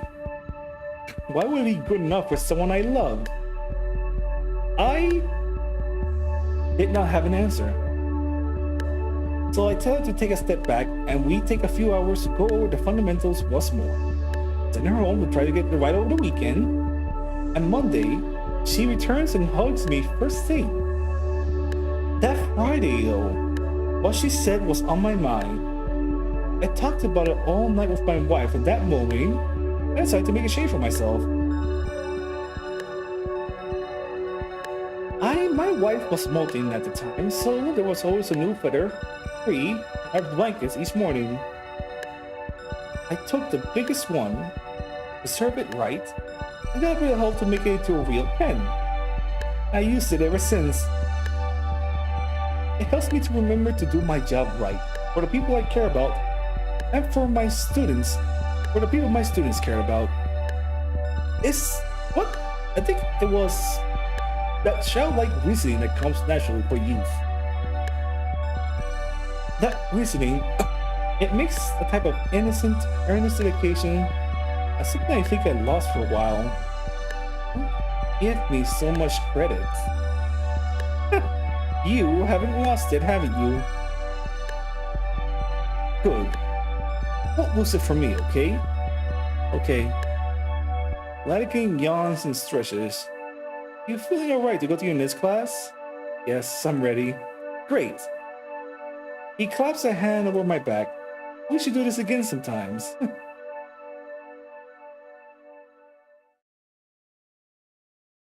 Miss Proctor didn't seem enthused to see us this late, besides we read the late note from Makan. As I took my usual spot, I felt something odd in the corner of my eye. Looking up, I could see Olivia looking my way, with a smile on her face.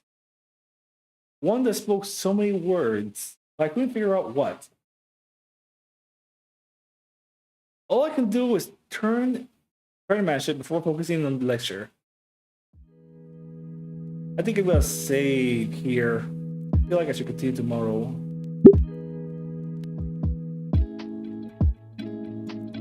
Thank you for watching. I will try to watch more